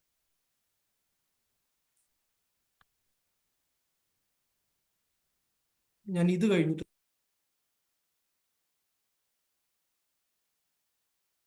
നിത്യാനന്ദ പ്രഭുവിനെ കുറിച്ചിട്ടാണ്, 7 മുതൽ 11 വരെ നിത്യാനന്ദ പ്രഭുവിനെ കുറിച്ചിട്ടാണ് പറയുന്നത്. സോ നിത്യാനന്ദ പ്രഭു ബാക്കി എല്ലാ വിഷ്ണു തത്വങ്ങളുടെയും സ്രോതസ്സാണ്. 8-ാം ശ്ലോകത്തിൽ പറയുന്നു, ചതുർവ്യൂഹം, സംകർഷണൻ മുതലായ എല്ലാ ചതുർവ്യൂഹങ്ങളും നിത്യാനന്ദ പ്രഭുവിൽ നിന്നാണ് ഉദ്ഗമിക്കുന്നത്. 9 മുതൽ 11 വരെ ശ്ലോകങ്ങളില് സംകർഷണന് കഴിഞ്ഞിട്ട് ബാക്കി ഭഗവാന്റെ 5 രൂപം പറഞ്ഞു ഇല്ലേ നിത്യാനന്ദ പ്രഭുവിന്റെ. അപ്പൊ 1 സംകർഷണൻ, ബാക്കി 4ഉം ഇവിടെ പറയുന്നു. കാരണോദകശായി വിഷ്ണു, മഹാവിഷ്ണു, എല്ലാ ബ്രഹ്മാണ്ടങ്ങൾക്കും പുറത്തു കിടക്കുന്ന, തന്റെ ശരീരങ്ങളിൽ നിന്ന് ബ്രഹ്മാണ്ടങ്ങൾ പുറപ്പെടുവിക്കുന്ന ആ മഹാവിഷ്ണു, കാരണോദകശായി വിഷ്ണു, അത് നിത്യാനന്ദ പ്രഭുവിന്റെ അംശമാണ്. ആ കാരണോദകശായി വിഷ്ണു ഈ മൊത്തം ഭൗതിക സൃഷ്ടിയുടെ തന്നെ പരമാത്മാവാണ്. അപ്പൊ ഇതെന്താ ഇവിടെ 3 പരമാത്മാവ് വന്നേ നമുക്ക് ചോദിക്കാം. നമുക്ക് ഒരു പരമാത്മാവല്ലേ അറിയുള്ളൂ എന്ന് ചോദിക്കാം. അപ്പൊ ഈ പരമാത്മാവ് എന്ന് പറയുന്ന ഒരു ടെക്നിക്കൽ ടേം ആണ്. ഇപ്പൊ എങ്ങനെയാ ഞാൻ പറയുക? ഞാനൊരു വാക്ക് പറഞ്ഞു, ഇദ്ദേഹം മിസ്റ്റർ നാരായണൻകുട്ടി, അദ്ദേഹം പ്രസിഡന്റ് ആണെന്ന് പറഞ്ഞു. ഓക്കെ, പ്രസിഡന്റ് എന്നൊരു ടൈറ്റിൽ കൊടുത്തു. പക്ഷെ ഇനി നമുക്ക് ചോദ്യങ്ങളുണ്ടല്ലേ, പഞ്ചായത്തിന്റെ പ്രസിഡന്റ് ആണോ, അതോ രാജ്യത്തിന്റെ പ്രസിഡന്റ് ആണോ, അതോ യുണൈറ്റഡ് നേഷൻസ് ഐക്യരാഷ്ട്രസഭയുടെ പ്രസിഡന്റ് ആണോ, എന്താണെന്നുള്ളത് അവിടെ വീണ്ടും ഒരു എക്സ്പ്ലനേഷൻ അവിടെ ആവശ്യമുണ്ട്. എന്ന് പറയുന്നത് പോലെ പരമാത്മാവാണെങ്കിലും എന്തിന്റെ പരമാത്മാവാണെന്നുള്ളൊരു ചോദ്യം അവിടെ വരും. അതുപോലെ നോക്കുകയാണെങ്കിൽ കാരണോദകശായി വിഷ്ണു മൊത്തം ഭൗതിക സൃഷ്ടിയുടെ പരമാത്മാവ് കാരണോദകശായി വിഷ്ണുവാണ്. അത് നിത്യാനന്ദ പ്രഭുവിന്റെ അംശമാണ്. ഗർഭോദകശായി വിഷ്ണു ഈ ബ്രഹ്മാണ്ടത്തിന്റെ ഓരോ ബ്രഹ്മാണ്ടത്തിന്റെയും പരമാത്മാവ് ഗർഭോദകശായി വിഷ്ണുവാണ്. അതാത് ബ്രഹ്മാണ്ടങ്ങളുടെ പരമാത്മാവ് അത് അംശത്തിന്റെ അംശാംശമാണ് നിത്യാനന്ദ പ്രഭുവിന്റെ. ക്ഷീരോദകശായി വിഷ്ണു നിത്യാനന്ദ പ്രഭുവിന്റെ അംശമാണ്, അംശത്തിന്റെ അംശം. ആൻഡ് ആ ക്ഷീരോദകശായി വിഷ്ണു ഈ ഇവിടെയുള്ള എല്ലാറ്റിൻ്റെയും, ഇവിടുത്തെ ഒരു ബ്രഹ്മാണ്ടത്തിനകത്ത് പിന്നെയും ചെറിയ ചെറിയ ഘടകങ്ങൾ ഉണ്ടല്ലോ, നേരത്തെ പറഞ്ഞ പോലെ മണ്ണിലും വിണ്ടിലും തൂണിലും തുരുമ്പിലും ജീവാത്മാക്കളുടെ ഹൃദയത്തിലൊക്കെ ഇരിക്കുന്നത് ക്ഷീരോദകശായി വിഷ്ണുവാണ്. അത് നിത്യാനന്ദ പ്രഭുവിന്റെ അംശമാണ്. പിന്നെ ശേഷനാഗം, അതിലും ചെറിയൊരു ഭാഗത്തിനെ കല എന്ന് പറയും. അപ്പൊ ഈ പേരുകൾക്കൊക്കെ ടെക്നിക്കൽ മീനിങ് ഉണ്ട്. 12 മഹാവിഷ്ണുസ് ഇൻകാർണേഷൻ ഇസ് അദ്വൈതാചാര്യൻ മഹാവിഷ്ണുവിന്റെ അവതാരം എന്ന് പറയുന്നു. പിന്നെ എന്തുകൊണ്ട് അദ്വൈത ആചാര്യ എന്ന് പേര് വന്നു എന്നുള്ളത് 13ാമത്തെ ശ്ലോകത്തിൽ പറയുന്നു. അദ്വൈതം എന്ന് വെച്ചാല് ഹരിയിൽ നിന്ന്, അദ്വൈതം ഹരിണാദ്വൈതാത്, ഹരിയിൽ നിന്ന് വ്യത്യസ്തനല്ലാത്തത് കൊണ്ട് അദ്വൈത എന്ന പേര് അവിടെ വരുന്നു. ആചാര്യൻ എന്നുള്ള പേര് വരാൻ കാരണം അദ്വൈത ആചാര്യനാണ് ഭക്തിയുടെ സേവനം എങ്ങനെയെന്ന് പഠിപ്പിക്കുന്നത്. നമുക്കറിയാം, അദ്വൈതാചാര്യൻ ഇല്ലായിരുന്നെങ്കിൽ ചൈതന്യ മഹാപ്രഭുവും നിത്യാനന്ദ പ്രഭു ഒന്നും വരില്ലായിരുന്നു, അല്ലെ? അദ്വൈതാചാര്യന്റെ പ്രാർത്ഥന കാരണമാണ് മഹാപ്രഭു അവതരിച്ചത്. 14ാമത്തെ ശ്ലോകത്തിൽ പഞ്ചതത്വത്തെ കുറിച്ച് പറയുന്നു. പഞ്ചതത്വാത്മകം കൃഷ്ണം ഭക്തരൂപ, അത് ചൈതന്യ മഹാപ്രഭു സ്വയം ഭക്തരൂപം. പിന്നെ സ്വരൂപകം, അത് നിത്യാനന്ദ പ്രഭു. ഭക്ത അവതാരം അദ്വൈതാചാര്യ. ഭക്താഖ്യം, അതായത് ഭക്തൻ, അത് ശ്രീവാസ് ഠാക്കൂർ. പിന്നെ നമാമി ഭക്തശക്തികം, ഭക്തശക്തി എന്ന് പറയുന്നത് ഗദാധർ പണ്ഡിറ്റ്, റൈറ്റ്? അപ്പൊ ഇതോടെ ആദ്യത്തെ 14 ശ്ലോകങ്ങൾ മംഗളാചരണം കഴിഞ്ഞു. പക്ഷെ ഇനിയും 3 ശ്ലോകങ്ങൾ മംഗളാചരണത്തിന്റെ ഭാഗമായിട്ടുണ്ട്. അവിടെ നമുക്കറിയാം, സംബന്ധ അഭിധേയ പ്രയോജന എന്ന് പറയുന്ന 3 കാര്യങ്ങളുണ്ട്. മൊത്തം ഭക്തി പ്രോസസ് എന്ന് പറയുന്നത് ഈ 3 കാര്യങ്ങളാണ്. അതായത് സംബന്ധം, ആദ്യം തന്നെ എനിക്കും ഭഗവാനുമായിട്ട് എന്തോ ഒരു ബന്ധം ഉണ്ടെന്നുള്ളത് ആദ്യം നമ്മൾ അറിയണം, അല്ലെ? ബന്ധം ഉണ്ടെങ്കിൽ നമ്മള് 2 കാര്യമുണ്ട്.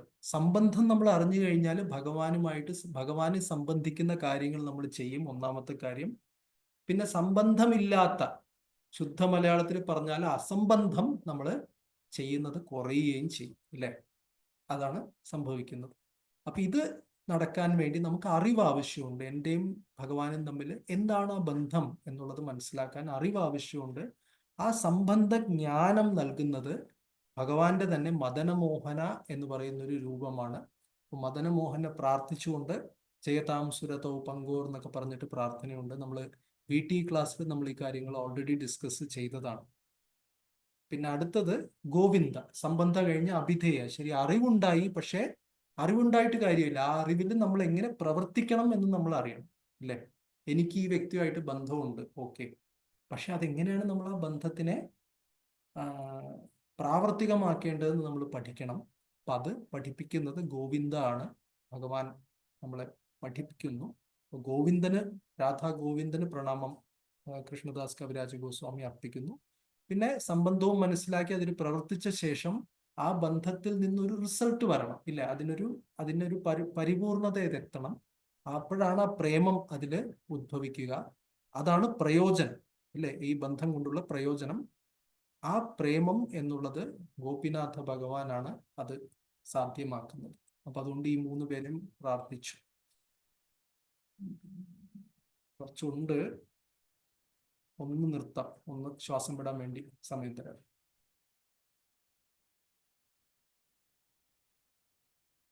എന്തെങ്കിലും തോട്ട്സ്? കട്ടിയായി പോകുന്നുണ്ടോ?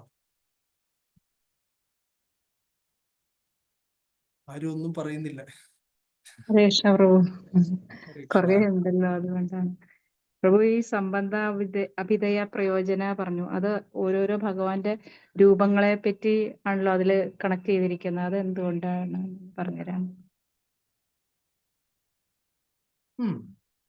അതായത് മദനമോഹന എന്ന് പറഞ്ഞാല് നമ്മളിപ്പോ നേരത്തെ പറഞ്ഞ പോലെ ഭഗവാനുമായിട്ട് സംബന്ധമില്ലാത്ത അസംബന്ധങ്ങളിലാണ് നമ്മുടെ മനസ്സ് മോഹിച്ചിരിക്കുന്നത്, അല്ലെ? അതെ. അപ്പൊ ഭൗതിക ലോകത്തിൽ മദനൻ എന്ന് പറയും, കാമദേവനും മദനനും അങ്ങനെയുള്ള കാര്യങ്ങളിലാണ് നമുക്ക് മനസ്സ് മോഹിച്ചിരിക്കുന്നത്, ഇതിലിരിക്കുന്നത്.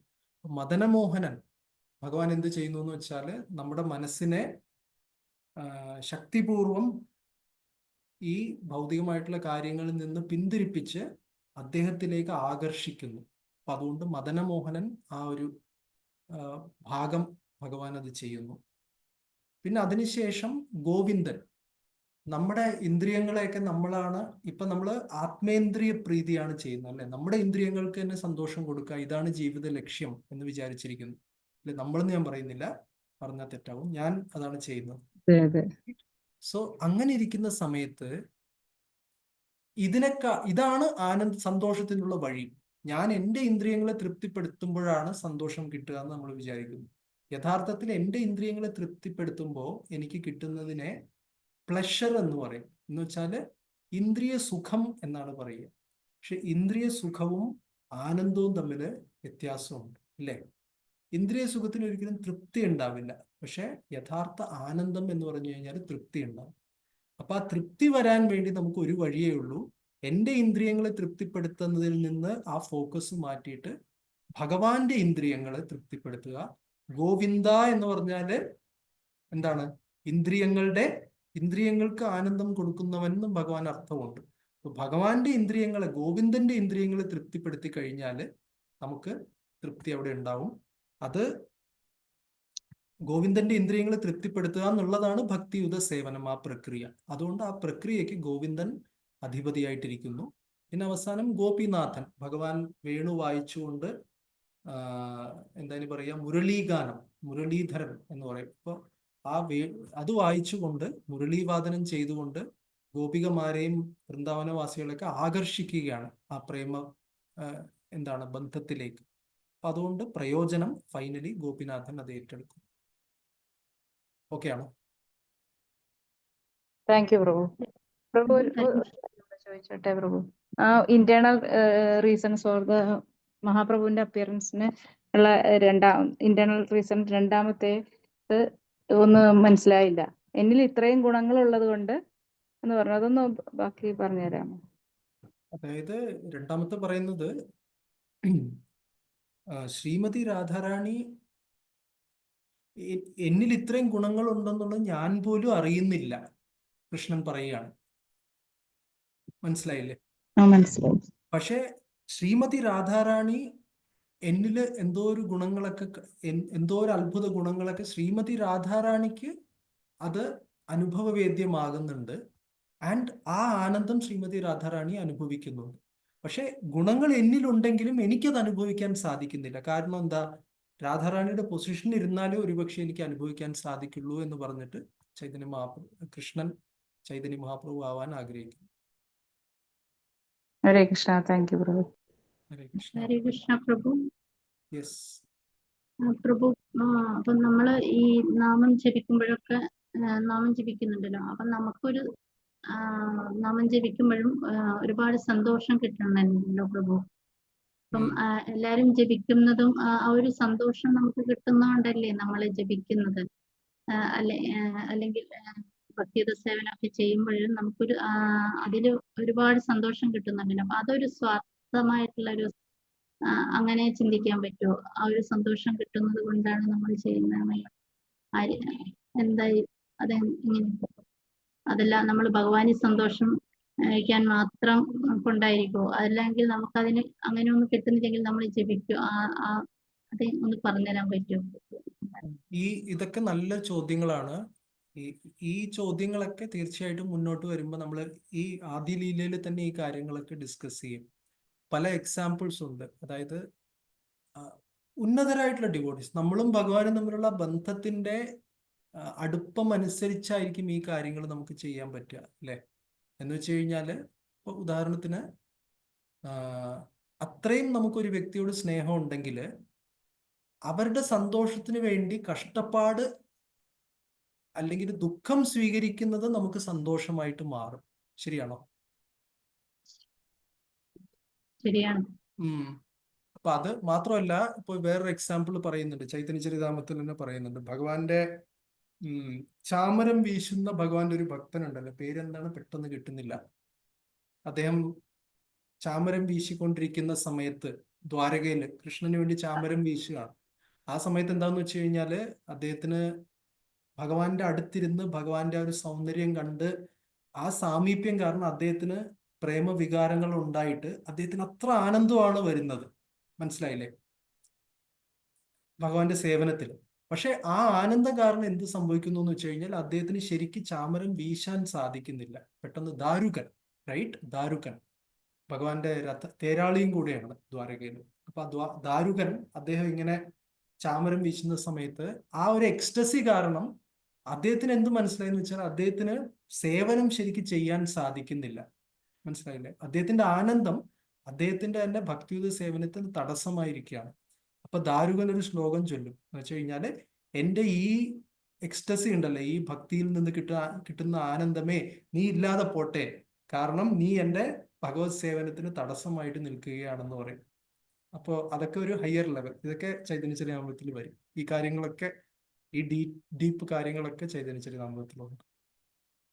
നമ്മുടെ ഇപ്പോഴത്തെ അവസ്ഥയില് എന്തെങ്കിലും സന്തോഷം കിട്ടുകയാണെങ്കിൽ വലിയ കാര്യം. നമ്മളൊക്കെ എങ്ങനെയൊക്കെയോ ജപിച്ച് തീർക്കുകയാണ്.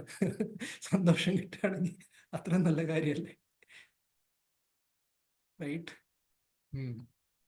ഓക്കെ. അപ്പൊ നമുക്കൊന്ന് സമയം നമുക്ക് ഒരു 9:30 ഇനിയിപ്പോ കുറച്ച് സമയമേ ഉള്ളൂ. അപ്പൊ തീർക്കാൻ പറ്റുന്നത് നമുക്ക് തീർക്കാം. മുന്നോട്ട് പോവാമല്ലോ? Okay okay. സോ ശ്ലോകം 19 പറയുന്നത് അതിന്റെ ഭാവാർത്ഥം പ്രഭുപാദ് വളരെ ഡീറ്റെയിൽഡ് ആയിട്ട് കാര്യം. ഫസ്റ്റ് ലോങ് പർപ്പട്ട് ഇതാണ്. ആദ്യത്തെ 18 ശ്ലോകങ്ങൾ അത്രയും പർപ്പട്ട് ഇല്ല.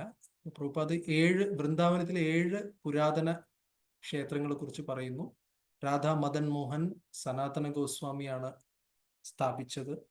രാധാ ഗോവിന്ദ രൂപ ഗോസ്വാമി, രാധാ ഗോപിനാഥ രഘുനാഥ് ദാസ് ഗോസ്വാമി, രാധാ ദാമോദര ജീവ ഗോസ്വാമി.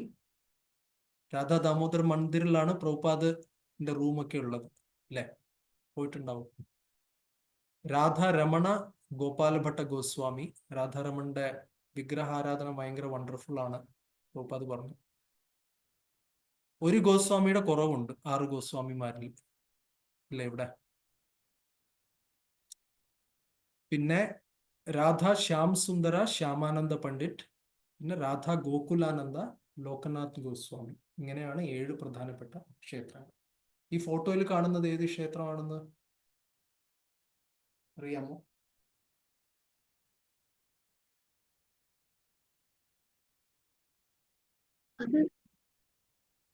ഗോപുരം കണ്ടാൽ ആർക്കെങ്കിലും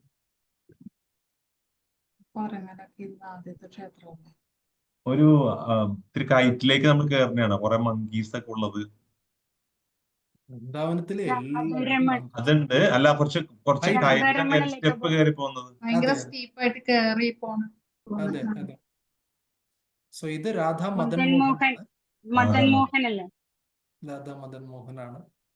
സുചാരു മാതാജിക്ക് എല്ലാം അറിയാം, അതുകൊണ്ട് ഓക്കെ. സോ രാധാ മദൻ മോഹൻ ക്ഷേത്രമാണ് പുറകിലുള്ളത്. മുമ്പിൽ കാണുന്നത് കേശി ഘാട്ട്. കേശി എന്ന അസുരനെ വധിച്ച ഒരിതാണ്. കേശി ഘാട്ട് ഭയങ്കര ബ്യൂട്ടിഫുൾ ആണ്. ഇത് യമുന. ഓക്കെ. ഈ 6 ഗോസ്വാമിമാരിൽ ഒരു ഗോസ്വാമിയുടെ കുറവുകൂടെ ഉണ്ട്. രഘുനാഥ ഭട്ട ഗോസ്വാമി. അദ്ദേഹം വൃന്ദാവനത്തിൽ ക്ഷേത്രം സ്ഥാപിച്ചില്ല. ഇൻഫാക്ട് അദ്ദേഹം പല കാര്യങ്ങളും ചെയ്തില്ല. രഘുനാഥ് ഭട്ട ഗോസ്വാമിയുടെ ഏറ്റവും പ്രധാനപ്പെട്ട സേവ എന്ന് പറയുന്നത്, ചൈതന്യ മഹാപ്രഭു പറഞ്ഞു, താങ്കൾ ഇത് മാത്രം ചെയ്താൽ മതി, ജീവിതം മുഴുവൻ ഇത് മാത്രം ചെയ്താൽ മതി. എന്താണെന്ന് അറിയാമോ ആർക്കെങ്കിലും? ഒറ്റ സർവീസേ അദ്ദേഹത്തിന് ചൈതന്യ മഹാപ്രഭു കൊടുത്തുള്ളൂ.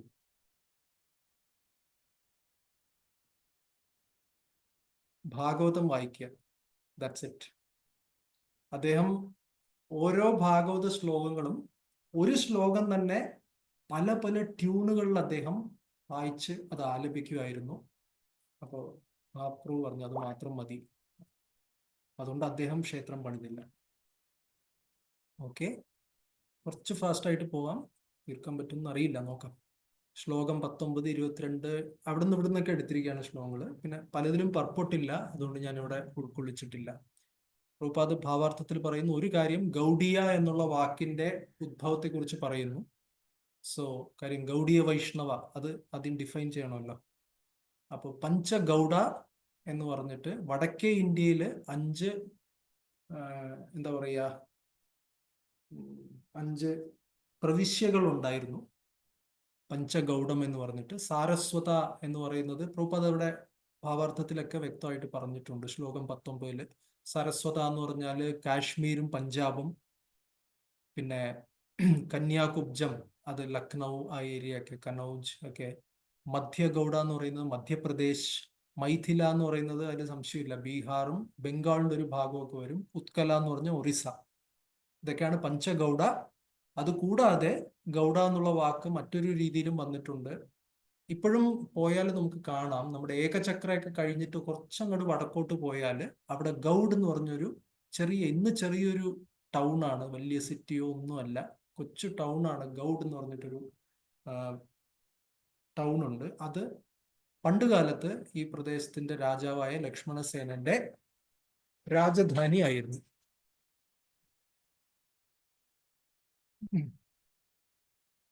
ഒരു മിനിറ്റ്, ഞാൻ ക്ലാസ്സിൽ തിരിച്ചു. So Gauda is capital city. പിന്നെ ഉഡിയ ഗൗഡിയ എന്ന് പറഞ്ഞിട്ടുണ്ട്. 2 തരം വൈഷ്ണവാസിനെ കുറിച്ച് പറയുന്നു. ഉഡിയ എന്ന് പറഞ്ഞാൽ ഒറീസയിലുള്ള വൈഷ്ണവന്മാര്, ഗൗഡിയ എന്ന് പറഞ്ഞാൽ ബംഗാളിലുള്ള ആ പ്രദേശത്തുള്ള വൈഷ്ണവന്മാര്. അവർ രണ്ടുപേരും വൈഷ്ണവരാണെങ്കിൽ അവരുടെ രീതികളും ആരാധനാക്രമങ്ങളൊക്കെ ചെറിയ ചെറിയ വ്യത്യാസമുണ്ട്. പിന്നെ അതേപോലെ തന്നെ പ്രഭുപാദ് പറഞ്ഞു പഞ്ചഗൗഡ വടക്കേ ഇന്ത്യ പോലെ പഞ്ചദ്രാവിഡ ഉണ്ട്, 5 ദക്ഷിണേന്ത്യൻ പ്രവിശ്യകളുണ്ട്. അപ്പൊ അതിലാണ് 4 സമ്പ്രദായ ആചാര്യന്മാർ, രാമാനുജാചാര്യ, മധ്വാചാര്യ, വിഷ്ണുസ്വാമി, ഇവരുടെയൊക്കെ ജന്മസ്ഥലത്തെ കുറിച്ചൊക്കെ ഭാവാർത്ഥത്തിൽ പ്രഭുപാദ് പറയുന്നു. ശങ്കരാചാര്യര് ദക്ഷിണ ഭാരതത്തിലാണ് അവതരിച്ചത്. അദ്ദേഹത്തിന്റെ ജന്മസ്ഥലം വേണ്ട, നമുക്കറിയാം. സോ ഭാവിയിൽ നമുക്ക് അവിടെ എന്തെങ്കിലുമൊക്കെ ഒരു സെന്റർ ഉണ്ടാക്കാൻ സാധിക്കുമെന്ന് പ്രാർത്ഥിക്കാം. ശ്ലോകം 22 മംഗളാചരണത്തിന് 3 ഭാഗങ്ങൾ ഉണ്ടെന്നാണ്. അതായത് ഇതൊക്കെ ശാസ്ത്രീയമായിട്ട് കൃഷ്ണദാസ് കവിരാജ് ഗോസ്വാമി ചൈതന്യ ചരിതാമൃതം അത്രയും ശാസ്ത്രവിധി വിധാനത്തോടെ ഒരു ഗ്രന്ഥം എങ്ങനെ ഉണ്ടാവണം എന്നുള്ളതിന് അത്രയും വ്യക്തമായിട്ടാണ് വിവരിച്ചിരിക്കുന്നത് എന്നുള്ളതിന് തെളിവാണിത്. അതായത് സാഹിത്യശാസ്ത്രം അനുസരിച്ച് മംഗളാചരണത്തിന് 3 ഭാഗങ്ങൾ ഉണ്ടാവണം. സ്റ്റേറ്റ്മെന്റ് ഓഫ് പർപ്പസ് എന്ന് വെച്ചാൽ നമ്മുടെ ഉദ്ദേശ ലക്ഷ്യത്തെക്കുറിച്ചൊരു വിവരണം ഉണ്ടാവണം. ബ്ലെസ്സിങ്സ്, ഇത് ഈ ഗ്രന്ഥം കൊണ്ട് എന്താണ് അനുഗ്രഹം ഉണ്ടാവുക എന്നുള്ളത് അവിടെ പറയണം. പിന്നെ ഒബേസൻസസ്, നമസ്കാരങ്ങൾ. 31-ാമത്തെ ശ്ലോകത്തിൽ പറയുന്നു, ഇതിൽ പറഞ്ഞിരിക്കുന്ന ഓരോ പ്രസ്താവനയും ശാസ്ത്രീയമായിട്ടുള്ള റെഫറൻസ്. അതുകൊണ്ട് നമുക്ക് ഓൾറെഡി 2-ാം അധ്യായം നമ്മൾ വായിച്ചു തുടങ്ങുമ്പോൾ നമുക്ക് കാണാൻ തുടങ്ങിക്കഴിഞ്ഞു. ഭാഗവതത്തിൽ നിന്നും അപ്പുറത്ത് അവിടുത്തെ പുരാണം, ഇവിടുത്തെ പുരാണം, അല്ലെങ്കിൽ കൃഷ്ണയാമല തന്ത്രം, ബ്രഹ്മയാമല തന്ത്രം, അഥർവവേദം, അന്ന് വേണ്ട, അങ്ങനെ പല പല ശാസ്ത്രീയ സ്രോതസ്സുകളിൽ നിന്നും യഥോചിതമായിട്ടുള്ള കോട്ട്സ് എടുത്തിട്ട് ഓരോ പ്രസ്താവനയും കൃഷ്ണദാസ കവിരാജ് ഗോസ്വാമി സാധൂകരിക്കുന്നുണ്ട്. പ്രേമമാണ്, സ്നേഹത്തെക്കുറിച്ചാണ്, ഭക്തിയെക്കുറിച്ചാണെന്ന് പറയുന്നുണ്ട്. എന്തും തോന്നുന്നതാവാം എന്ന് പറഞ്ഞ് ഒരിക്കലും പറഞ്ഞിട്ടില്ല. എല്ലാം ശാസ്ത്രീയമായിട്ട് തന്നെയാണ് കൈകാര്യം ചെയ്യപ്പെടുന്നത്. പിന്നെ 34-ാം ശ്ലോകത്തിൽ ഭക്തസംഘത്തിനെ കുറിച്ച് പറയുന്നു. ഭക്തി, പ്യുവർ ഭക്താസ്, പരിശുദ്ധ ഭക്തന്മാരുടെ സംഘത്തിൽ ഇരുന്ന് ചെയ്യേണ്ട ഒരു കാര്യമാണ് ഭക്തി. അല്ലാണ്ട് ഭക്തി ചെയ്യാൻ പറ്റില്ല എന്ന് തന്നെ പറയുന്നുണ്ട്. ജീവഗോസ്വാമി ഭക്തി സന്ദർഭത്തിൽ പറയുന്നു. പിന്നെ ഈ പറയുന്ന ശുദ്ധ അസോസിയേഷൻ, ഡിവോട്ടി അസോസിയേഷൻ, ഞാൻ ഡിവോട്ടികളുടെ കൂടെ പോയി, ഡിവോട്ടിയാണ്, അസോസിയേഷൻ ആണെന്നൊക്കെ പറഞ്ഞു കഴിഞ്ഞാൽ കുറെ അസോസിയേഷൻ ചെയ്തു എന്ത് സംഭവിക്കണം എന്നുള്ളതും നമുക്കൊരു ധാരണ ഉണ്ടാവണം. ഈ അസോസിയേഷനിൽ നിന്ന് എന്താണ് പുറത്തു വരേണ്ടത്? ഭഗവാന്റെ ഭക്തിയോടും പ്രേമത്തിനോടുള്ള ഒരു അഭിരുചി അതിലേക്ക് ഉണ്ടാവണം. പിന്നെ ക്രമേണ ആ ഭക്തി പുരോഗമിക്കുമ്പോൾ ഓരോ വ്യക്തിക്കും ഭഗവാനുമായിട്ടുള്ള ഒരു വ്യക്തിപരമായ രസം അതിലേക്ക് കൂടുതൽ കൂടുതൽ ആ ആത്മാവ് സ്വാഭാവികമായിട്ടും അതിലേക്ക് തിരിയണം. ഗുരുതത്വം ആദ്യത്തെ ശ്ലോകം. ഇപ്പൊ ഈ 1-ാം അധ്യായത്തിൽ നേരത്തെ പറഞ്ഞതുപോലെ ഗുരുതത്വത്തെക്കുറിച്ചും ചൈതന്യ നിത്യാനന്ദ പ്രഭുവിനുള്ള നമസ്കാരങ്ങൾ, ഇത് രണ്ടും മാത്രമാണ് 1-ാം അധ്യായത്തിന്റെ ബാക്കി ഭാഗം, അതിന്റെ ഉള്ളടക്കം. സോ ഈ ശ്ലോകത്തില് വന്ദേ ഗുരുൻ എന്നാണ് പറയുന്നത്, അതായത് ബഹുവചനമാണ് ഉപയോഗിക്കുന്നത്. അതെന്തുകൊണ്ടാണ് ബഹുവചനം ഉപയോഗിക്കുന്നതെന്ന് പറഞ്ഞാല് ദീക്ഷാഗുരു ഉണ്ട്, ശിക്ഷാ ഗുരുക്കന്മാരുണ്ട്.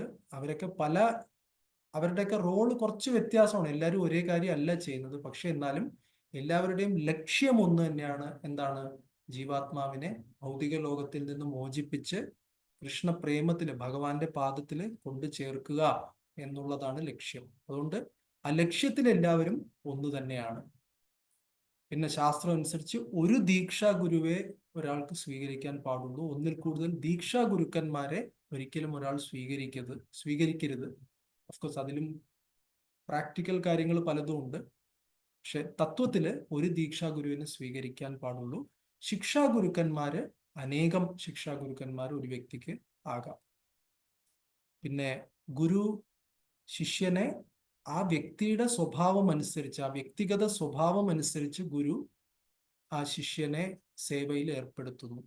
ഇതേ പോയിന്റാണ് നമ്മള് ഗുരു അഷ്ടകത്തിൽ 4-ാമത്തെ ശ്ലോകത്തിൽ വരുന്നത്. ചതുർവിധ ശ്രീ ഭഗവത് പ്രസാദ സ്വാദ്വന്ന തൃപ്താൻ ഹരിഭക്ത സംഘാൻ കൃത്വൈവ തൃപ്തിം ഭജത സതൈവ. അല്ലല്ല, 3-ാമത്തെ ശ്ലോകം, സോറി. ശ്രീ വിഗ്രഹാരാധന നിത്യനാന ശൃംഗാരതൻ മന്ദിരമാർജനാദോ യുക്തസ്യ ഭക്താംശ്ച നിയുഞ്ജതോപി വന്ദേ ഗുരു ശ്രീ ചരണാരവിന്ദം. യോഗ്യമായ ശിഷ്യനെ ഓരോരുത്തരുടെ നേച്ചറും ഓരോരുത്തരുടെ ആഗ്രഹങ്ങളും സ്വഭാവവും അനുസരിച്ച് ഏത് സേവനം ഒരാൾക്ക് അനുയോജ്യമാണോ, ആ വ്യക്തിയുടെ ഭക്തിയിൽ പുരോഗതിക്ക് അനുയോജ്യമാണോ, ആ സേവനം ഗുരു കൊടുക്കുന്നു. ഒരു സേവനം മറ്റൊരു സേവനത്തിൽ നിന്ന് വലുതോ ചെറുതോ അല്ല. പക്ഷെ അതേസമയം എല്ലാവർക്കും എല്ലാം ചെയ്യാനും സാധിക്കില്ല. അതനുസരിച്ച് ഗുരു തീരുമാനിക്കുന്നു. ഇനി ഗുരുവിന്റെ സാന്നിധ്യമില്ലെങ്കിൽ ആ ഗുരുവിന്റെ നിർദ്ദേശങ്ങളായിരിക്കും ശിഷ്യന് വഴികാട്ടി. ഗുരുതത്വത്തെക്കുറിച്ച് പിന്നെയും പറയുന്നു. ജസ്റ്റ് ഒന്ന് പെട്ടെന്ന് വായിച്ചു പോവാണ്. കൃഷ്ണദാസ് കവിരാജ് ഗോസ്വാമിയുടെ ദീക്ഷാ ഗുരു നിത്യാനന്ദ പ്രഭു ആയിരുന്നു. അതെങ്ങനെയെന്നുള്ളത് 8-ാമത്തെ അധ്യായത്തിൽ വരും. ആദിലീലയുടെ 8-ാമത്തെ അധ്യായത്തില് കൃഷ്ണദാസ് കവിരാജ് ഗോസ്വാമിക്ക് നിത്യാനന്ദ പ്രഭുവിന്റെ കാരുണ്യം ലഭിക്കുന്നു. നിത്യാനന്ദ പ്രഭു ആ സമയത്ത് ഈ ഭൂമിയിൽ ഇല്ല. സ്വപ്നത്തില് എന്ന് വെച്ചാൽ ഭഗവാനെ കൃഷ്ണദാസ് കവിരാജ് ഗോസ്വാമിയുടെ ദർശനത്തില് നിത്യാനന്ദ പ്രഭു വന്നിട്ടാണ് ദീക്ഷ കൊടുക്കുന്നത്. അതിനുശേഷം കൃഷ്ണദാസ് കവിരാജ് ഗോസ്വാമിയുടെ ശിക്ഷാ ഗുരുക്കന്മാര് 6 ഗോസ്വാമിമാരായിരുന്നു. 44-45 പ്രധാനപ്പെട്ട ശ്ലോകങ്ങളാണ്. പഠിക്കാൻ പറ്റുമെങ്കിൽ പഠിക്കാൻ യോഗ്യമായിട്ടുള്ള ശ്ലോകങ്ങളാണ്. അതില് പറയുന്നുണ്ട് ഈ ഒരു പ്രധാന ചോദ്യം. പലപ്പോഴും നമ്മൾ ഇനിഷ്യേഷനിലൊക്കെ ക്വസ്റ്റ്യൻസ് വരാറുണ്ട്, നമുക്ക് തന്നെ സംശയങ്ങൾ വരാറുണ്ട്. ഗുരുവും ഈശ്വരനും തമ്മിൽ നമ്മൾ എവിടെയാണ്, ആരെ എങ്ങനെ കാണണം, ഗുരു ഈശ്വരൻ തന്നെയാണോ എന്നൊക്കെ ചോദ്യം വരും. അപ്പൊ അതിന് ആൻസർ ഈ 2 ശ്ലോകങ്ങളിൽ വ്യക്തമായിട്ട് കൊടുക്കുന്നുണ്ട്. യെസ് ആൻഡ് നോ, ഇങ്ങനൊരു ഉത്തരവാണ്. അചിന്ത്യ ഭേദാഭേദ തത്വമാണ് മൊത്തം. എന്ന് വെച്ചാൽ ഇത് മനസ്സിലാക്കാൻ നമ്മുടെ ബുദ്ധി കൊണ്ട് മാത്രമല്ല, നമുക്ക് ഈ പറഞ്ഞ പോലെ ഭഗവാന്റെ കാരുണ്യവും എന്താണ് ഭക്തന്മാരുടെ കാരുണ്യവും അതൊക്കെ വെച്ചിട്ടേ നമുക്ക് മനസ്സിലാക്കാൻ പറ്റുള്ളൂ. സോ യെസ്സും ആണ് നോവും ആണ്. ഭഗവാന്റെ സേവകനുമാണ്, ചൈതന്യ മഹാപ്രഭുവിന്റെ സേവകനുമാണ്. അതേസമയം പ്രത്യക്ഷമായിട്ടുള്ള മഹാപ്രഭുവിന്റെ നിത്യാനന്ദ പ്രഭുവിന്റെ എക്സ്പാൻഷനും കൂടിയാണ് എന്ന് പറയുന്നു. സേവക എന്നും പറയുന്നു, ഭഗവാൻ എന്നും പറയുന്നു. രണ്ടും ചേർത്താൽ സേവക ഭഗവാൻ. അതേസമയം എല്ലാ വിധേനയും ഗുരു കൃഷ്ണനല്ല. ഒരു ഡേഞ്ചറസ് വാക്കുണ്ട്, പ്രഭുപാദ് ഭംഗിയായിട്ട് അതിന് ഉപയോഗിച്ചിട്ടുണ്ട്. നോൺ ഡിഫറൻറ്റ് എന്ന് പറയും. ഡിഫറൻ്റ് ആണോ എന്ന് ചോദിച്ചാൽ അല്ല, നോൺ ഡിഫറൻറ്റ്. അതേസമയം സെയിമും നോൺ ഡിഫറൻറ്റും ഒന്ന് തന്നെയാണോ എന്ന് വെച്ചാൽ അതുമല്ല, അല്ലെ? Non different. Non different is not equal to exactly same. So guru Krishnan എല്ലാ വിധേനയും കൃഷ്ണനല്ല. മാത്രമല്ല ഗുരു സ്വയം ഞാൻ കൃഷ്ണനാണെന്ന് പറഞ്ഞ് ഭഗവാന്റെ ലീലകളൊന്നും അനുകരിക്കരുത്, അതും തെറ്റാണ്. ഇത് ഇറ്റാലിക്സിൽ ഇട്ടിരിക്കുന്ന എൻ്റെ കമന്റ് ആണ്, പ്രഭുപാദിന്റെ പർപ്പട്ടിലുള്ളതല്ല. ഈ 6 തത്വങ്ങൾ വെച്ച് നമ്മൾ അദ്വൈതാചാര്യനെ പറയുമ്പോൾ അതിനകത്ത് ശിവതത്വം എന്നുള്ള തത്വവും അദ്വൈതാചാര്യനകത്തുണ്ട്. ഈ ഉള്ളതിൽ വെച്ച് ഏറ്റവും ഡിഫിക്കൽട്ട് ആയിട്ടുള്ള തത്വങ്ങൾ ഗുരുതത്വവും ശിവതത്വവുമാണ്. ഭയങ്കര ബുദ്ധിമുട്ടാണ്. ഈ ശിവതത്വം എന്ന് പറയുന്നത് ആധ്യാത്മിക ലോകത്തിൽ നിന്ന് വീണ് ഭൗതിക ലോകത്തിൽ വന്നിരിക്കുന്ന ജീവാത്മാക്കൾ, മോളിൽ നിന്ന് താഴെ വീണ ജീവാത്മാക്കൾക്ക് സംരക്ഷണം കൊടുക്കാൻ വേണ്ടി ശിവൻ ഭൗതിക ലോകത്തെ നിയന്ത്രിച്ച് ഇവിടുത്തെ കാര്യങ്ങൾ നോക്കി നടത്തുന്നു. ഇനി നേരെ റിവേഴ്സ്, ശരി ഇവിടൊക്കെ ജീവിച്ചത് മതി, തിരിച്ച് ഞാൻ പോണെന്ന് പറഞ്ഞു കഴിഞ്ഞാൽ റിവേഴ്സ് ജേർണി ചെയ്യാൻ വേണ്ടിയിട്ട് ലിഫ്റ്റ് മോളിൽ നിന്ന് താഴേക്ക് വന്നപ്പോൾ ശിവതത്വം ആക്റ്റീവായി. ഈ താഴെയുള്ള ശരി തിരിച്ച് മതിയായി പോകാന്ന് പറഞ്ഞ് മുകളിലേക്ക് പോകാൻ വരുന്ന സമയത്ത് ഗുരുതത്വം ആക്റ്റീവാവും. ഇവർക്ക് രണ്ടുപേർക്കും ആധ്യാത്മിക ലോകത്തോടും ഭൗതിക ലോകത്തോടും രണ്ടുമായിട്ടും ബന്ധമുണ്ട്, ഇടയ്ക്ക് നിൽക്കുകയാണ്. മനസ്സിലാക്കാൻ ഭയങ്കര ബുദ്ധിമുട്ടുള്ള തത്വങ്ങളാണ്. ശ്ലോകം 46 അവിടെ ആചാര്യം മാം വിജാനീയാൻ എന്ന് പറയുന്ന ശ്ലോകം പറയുന്നു. കൃഷ്ണൻ ഉദ്ധവന് ഭാഗവതത്തിൽ പറയുന്ന കാര്യങ്ങളാണ് ആ ശ്ലോകം. പിന്നെ ഭാവാർത്ഥത്തിൽ പ്രഭുപാദ് പറയുന്നു, ഒരു കുഞ്ഞിന് പാരൻസിന്റെ സഹായമില്ലാതെ വളരാൻ സാധിക്കില്ല. അതേപോലെ തന്നെ ഒരു ഭക്തനും ഒരു വ്യക്തിക്കും ആധ്യാത്മിക ഗുരുവിന്റെ സഹായമില്ലാതെ ആധ്യാത്മികതയിൽ ആ ബാലിശമായ ഒരു ആധ്യാത്മികതയിൽ നിന്ന് പക്വമായ ഒരു യുവത്വം നിറഞ്ഞ ഒരു ആധ്യാത്മികതയിലേക്ക് വളരാൻ ഗുരുവിന്റെ സഹായമില്ലാതെ, ഗുരുക്കന്മാരുടെ സഹായമില്ലാതെ സാധിക്കില്ല. അതെങ്ങനെ ചെയ്യണം, ഓരോ ആളും തരവും അനുസരിച്ച് എങ്ങനെയാണ് ആ വ്യക്തിയെ വഴി നടത്തേണ്ടതെന്നുള്ളത് ആധ്യാത്മിക ഗുരു, സ്പിരിച്വൽ മാസ്റ്റർ ആണ്. പ്രഭുപാദ് പറയുന്നു transcendental professor of spiritual science.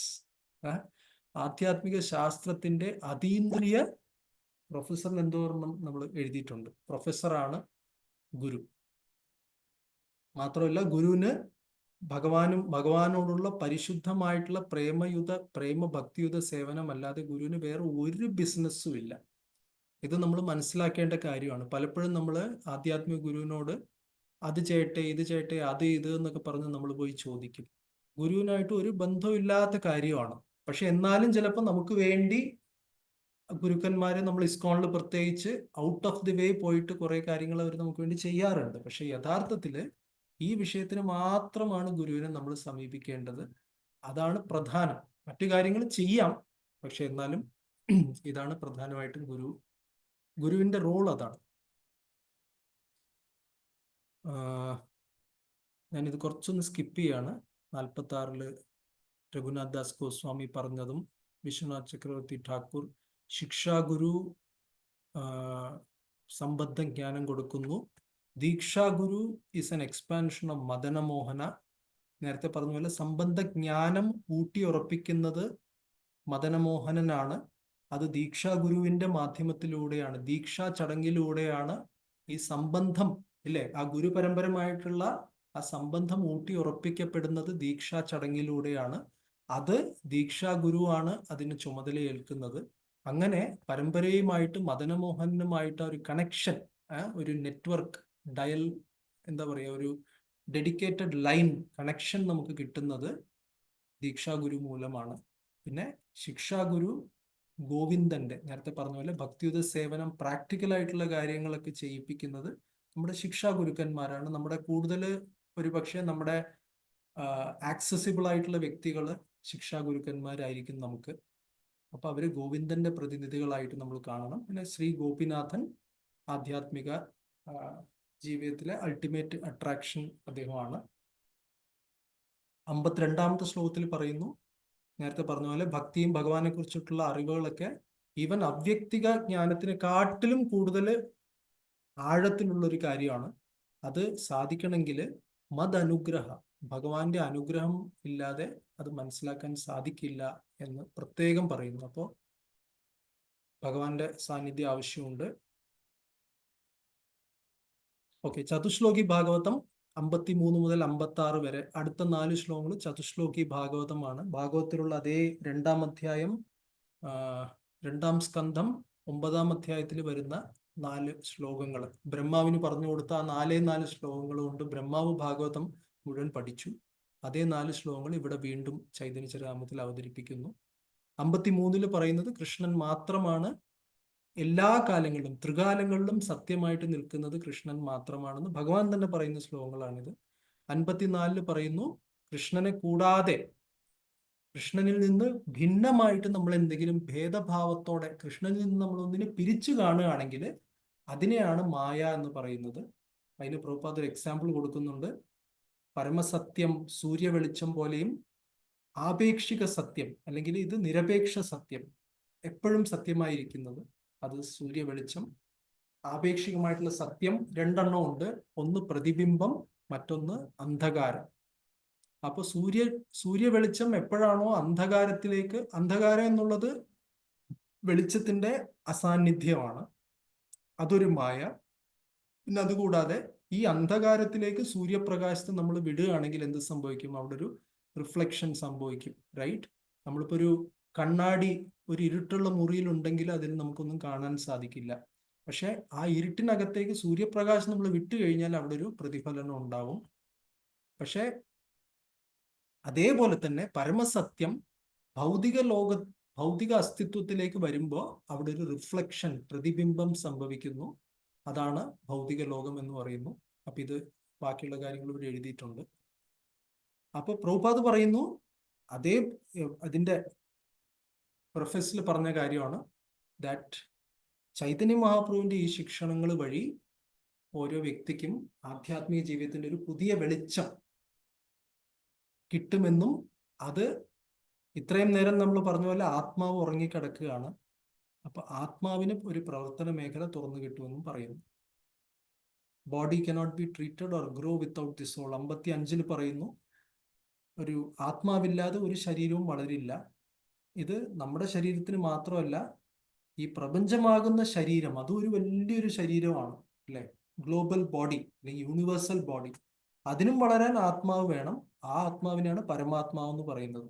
നേരത്തെ കണ്ട പോലെ പല ക്ഷീരോദക, കാരണോദക, ഗർഭോദക, ക്ഷീരോദക, ഇങ്ങനെ പല വിഷ്ണുമാര് പല ലെവലില് പരമാത്മാക്കളായിട്ട് ആ സൃഷ്ടിയൊക്കെ നടത്തുന്നു. 56 പറയുന്നു നമ്മുടെ യഥാർത്ഥ ലക്ഷ്യത്തെക്കുറിച്ചാണ് 56 പറയുന്നത്. ഏറ്റവും ഉന്നതമായ ആനന്ദം ഭഗവാനുമായിട്ടുള്ള നേരിട്ടുള്ള ബന്ധത്തില്, പ്രേമം, അതില് പ്രേമസാഗരത്തിലേക്ക് നമ്മൾ പോകണം. ജഡസാഗരവും ബ്രഹ്മജ്യോതിയുടെ സാഗരവും കടന്ന് നമ്മൾ അവിടേക്ക് എത്തണം എന്നാണ് പറയുന്നത്. സോ ലാസ്റ്റ് ഒരു ചെറിയ 27 3 മിനിറ്റ് ബാക്കിയുണ്ട്. ഈ ശ്ലോകം കൂടെ കഴിഞ്ഞ് നിർത്താം. 57 വില്വമംഗല ഠാക്കൂറിനെ കുറിച്ച്, ഗുരുക്കന്മാരെ കുറിച്ചിട്ടാണല്ലോ ഇവിടെ പറയുന്നത്. അപ്പോ 3 ഗുരുക്കന്മാരെ, ശിക്ഷാ ദീക്ഷ കൂടാതെ വർത്തമപ്രദർശക ഗുരുവിനെയും കൂടി ഉൾക്കൊള്ളിച്ചുകൊണ്ട് ഒരു വില്വമംഗല ഠാക്കൂർ പറഞ്ഞ ഒരു ശ്ലോകം കൃഷ്ണദാസ് കവിരാജ ഗോസ്വാമിയോട് ഉദ്ധരിക്കുന്നു. അപ്പൊ അതില് വില്വമംഗല ഠാക്കൂർ പറയാണ്, വർത്തമപ്രദർശക ഗുരു, അദ്ദേഹത്തിന് വഴി കാണിച്ചു കൊടുത്തത് ചിന്താമണി എന്ന് പറയുന്ന വേശ്യാസ്ത്രീ ആയിരുന്നു. നമുക്ക് ആ കഥ അറിയാം. പിന്നെ ദീക്ഷാഗുരു അദ്ദേഹത്തിന്റെ സോമഗിരി എന്ന് പറയുന്ന വ്യക്തിയും, പിന്നെ ശിക്ഷാഗുരു വഴി കാണിച്ചു കൊടുത്തത് സാക്ഷാൽ ശ്രീകൃഷ്ണ ഭഗവാൻ തന്നെയാണ്. എന്ന് വെച്ചാൽ വഴി കാണിക്കല്ല, അദ്ദേഹത്തിന് ട്രെയിൻ ചെയ്ത് ഭക്തിയുത സേവനം അദ്ദേഹത്തിന് അഭ്യസിപ്പിച്ചത് ശ്രീകൃഷ്ണ ഭഗവാൻ സ്വയമാണ്.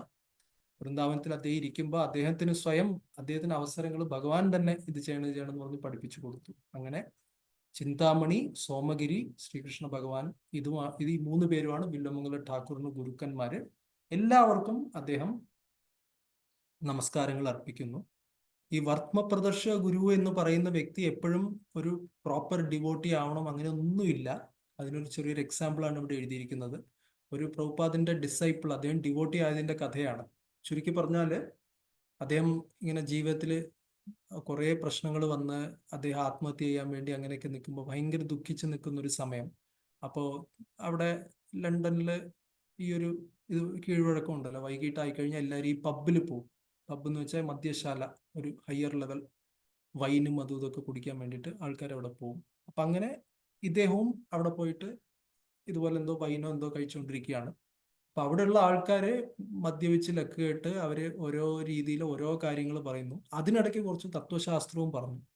അപ്പൊ ആ 2 ആൾക്കാരും തമ്മിൽ, ഇദ്ദേഹത്തിന് മുമ്പിൽ ഇരിക്കുന്ന 2 പേരും തമ്മിലുള്ള സംഭാഷണത്തിൽ പറയാണ്, ദൈവത്തെക്കുറിച്ചും അതേപോലെ ജീവിതത്തിന്റെ ലക്ഷ്യത്തെക്കുറിച്ചും നിങ്ങളൊക്കെ ഇങ്ങനെ കുറെ പറയുന്നുണ്ടല്ലോ, പക്ഷെ ഇതിനൊക്കെ ശരിക്ക് ഒരു സൊല്യൂഷനും കൃത്യമായിട്ട് ഇതിനൊക്കെ ഉത്തരങ്ങൾ വേണമെങ്കിൽ അപ്പുറത്ത് ആ റോഡിനപ്പുറത്ത് ഈ ജംഗ്ഷന്റെ അവിടെ ഒരു ഹരേ കൃഷ്ണ ടെമ്പിൾ ഉണ്ട്, അവിടെ പോയാൽ മാത്രമേ നിങ്ങൾക്ക് ഉത്തരം കിട്ടുള്ളൂ എന്ന് പറഞ്ഞിട്ട് ഈ രണ്ട് മദ്യപന്മാർ തമ്മിൽ സംസാരിക്കുകയാണ്. അത് ഈ വ്യക്തി കേട്ടു. ഉടനെ തന്നെ അത് അദ്ദേഹം കാര്യമായിട്ട് എടുത്തിട്ട് പാതി കുടിച്ച മദ്യക്കുപ്പി അവിടെ വെച്ച് അവിടെ നിന്ന് ഇറങ്ങി അമ്പലത്തിൽ പോയി അദ്ദേഹം ഡിവോട്ടിയായി. അപ്പോൾ ആ രണ്ടു പേരും തമ്മിലുള്ള സംഭാഷണമാണ് അദ്ദേഹത്തിന് ഒരു വഴി തുറന്നു കൊടുത്തത്. അപ്പോൾ വർത്തമ പ്രദർശന ഗുരു എങ്ങനെയെങ്കിലുമൊക്കെ വരാം, പല രീതിയിൽ വരാൻ സാധ്യതയുണ്ട്. ബില്വമംഗൽ ഠാക്കൂറിന് മറ്റൊരു പേര് ലീലാശുകൻ എന്നും പേരുണ്ട്. അദ്ദേഹം വളരെ പ്രശസ്തമായ ശ്രീകൃഷ്ണ കർണാമൃതം എഴുതി. അദ്ദേഹം വിഷ്ണുസ്വാമി, രുദ്ര സമ്പ്രദായത്തിൽ വരുന്ന വിഷ്ണുസ്വാമിയുടെ ഒരു പ്രധാന ശിഷ്യനാണെന്നും പറയുന്നുണ്ട്. ഇവിടെ ദീക്ഷാഗുരു ഇദ്ദേഹം ആയതുകൊണ്ട് വിഷ്ണുസ്വാമി ചിലപ്പോൾ ശിക്ഷാഗുരു ആയിരിക്കാം, അറിയില്ല, ാണ് പറയുന്നത്. അപ്പോൾ നമുക്ക് ഇതോടെ നിർത്താം. ഇത് ചെയ്യാൻ നമുക്ക് സമയമില്ല. അപ്പോൾ എങ്ങനെയായിരുന്നു Malayalam reading experience? English reading ഗ്രൂപ്പിനെ കുറിച്ച് പറയാനും പാർട്ടിസിപ്പേഷൻ വർദ്ധിപ്പിക്കാൻ മേ ബി കാര്യങ്ങളൊക്കെ ആയിരുന്നു. അതിലേക്ക് ഇല്ല. ഒരു പ്രശസ്തമായ സിനിമയുടെ പേരോടെ നമ്മൾ നിർത്തുന്നു. ഹരേ കൃഷ്ണ. ഹരേ കൃഷ്ണ. സോ കൃത്യം 9:00 ഹരേ കൃഷ്ണ. ഹരേ കൃഷ്ണ. ഹരേ കൃഷ്ണ. ഒരുപാടായോ അതോ എങ്ങനെയാണ്? കുറച്ച് ഹെവിയാണ് ഈ കാര്യങ്ങളൊക്കെ, പക്ഷെ എന്നാലും ജസ്റ്റ് ട്രൈങ് ടു സാധിക്കുന്നത് നമ്മളൊന്ന് കണ്ടെയ്ൻ ചെയ്യാൻ ശ്രമിക്കുക.